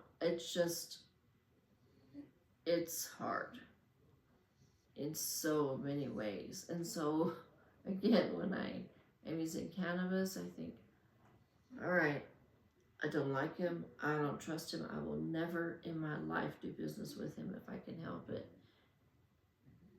And at the same time, there's probably somebody, maybe only one somebody, but there's probably somebody on the planet who loves him, truly.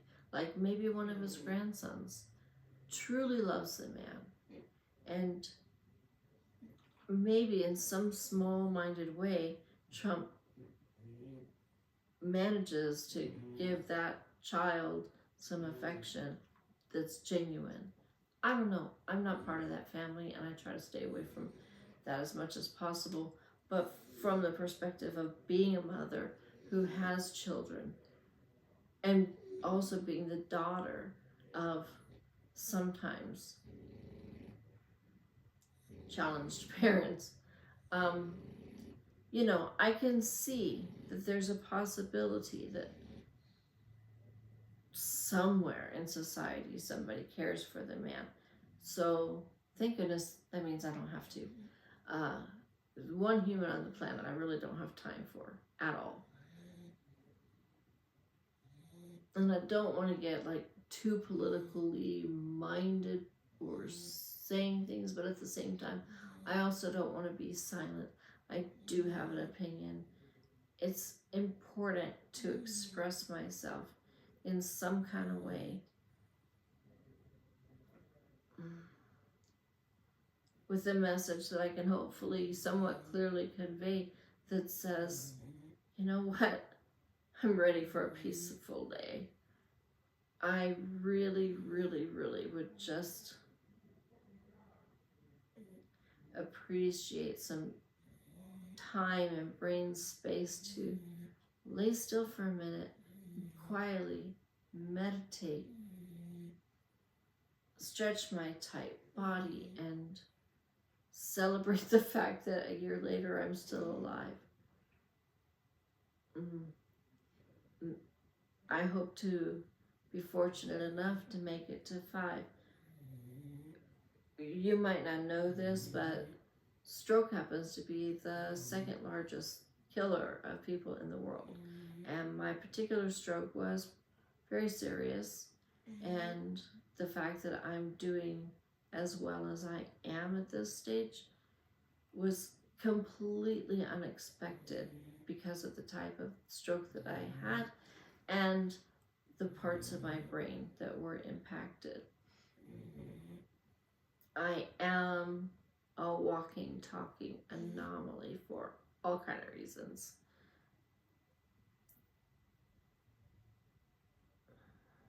If you stick around through the coming seasons, a lot of that will unfold.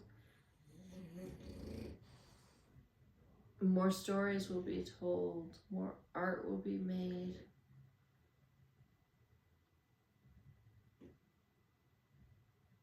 More bread will be baked. Some rocks will be raked.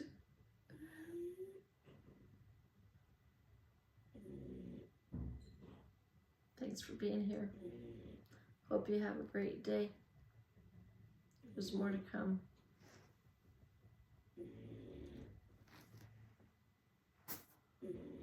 If I can get up and turn off the camera. And I still didn't get very much of this done. That's okay. It can wait. I love this pattern. Oh, you know what? I forgot to tell you about the pattern. So,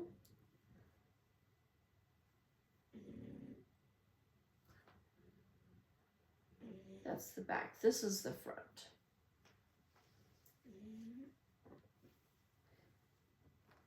There's a website that, if you're a fiber artist, you're aware of, probably called Ravelry. And on the Ravelry website, there is this pattern, but it's not this big. It's, I believe the name of it was Holden Shawl or Holden Mini Shawl or something like that. I have it in one of my knitting bags. I'll find it and let you know for sure. Anyway, I like things big. So this one that I made is a quadrupling of the instructions. And I do really love how it turned out. Except that, like I said, it's got some damage, so I'm ripping it out.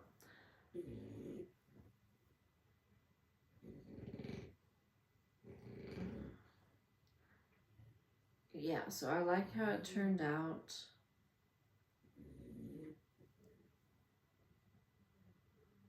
I haven't decided yet if I want to make the same pattern again, but I did want to say that while I was working on it, I have a friend and she was doing the same pattern. She hadn't enlarged hers as much as I did, although I do think she may have doubled the pattern for her purposes.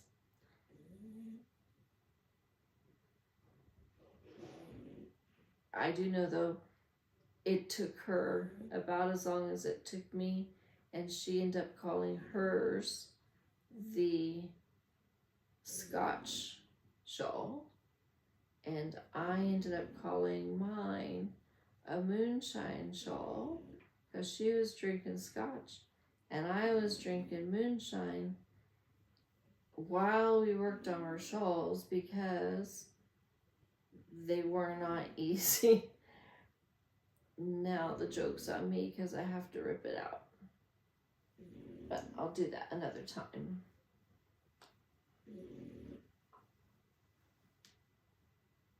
Maybe I'll keep it there so that I can work on it. All right, everybody.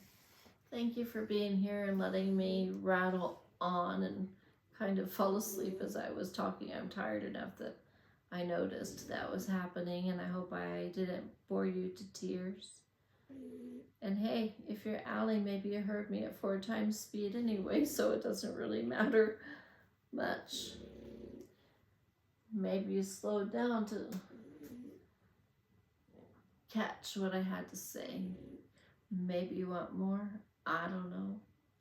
This was kind of unplanned. Like I said, I just decided I'd jam with that challenge and push record and press publish and call it good and hope for the best. I don't even know how long I've been talking, maybe at least an hour. Might be 15 minutes, who knows. I'm not going to edit it, I'm just going to be bold and post it and let y'all make fun of me if I'm going to check real quick just to see if I was like in frame where the camera could see me and the volume was good enough for you to hear me. But beyond that, I'm not going to worry about it. I'm sleepy, I'm going to get some rest, and tomorrow's a new day. And hey, if you hated what I have to say, you can leave a comment and say it all sucked, and I'll try to do better next time. If you appreciated the vulnerability, maybe you'll like and subscribe and share and comment and talk to me. I don't know. It's YouTube, which means it's all about you, so you figure out what to do. I'm just here to help. If I can. I think I can. You can too. Cheers. Good night.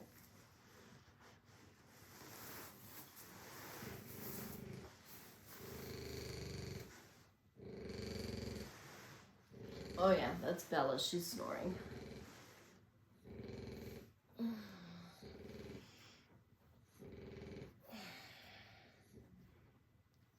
Oof.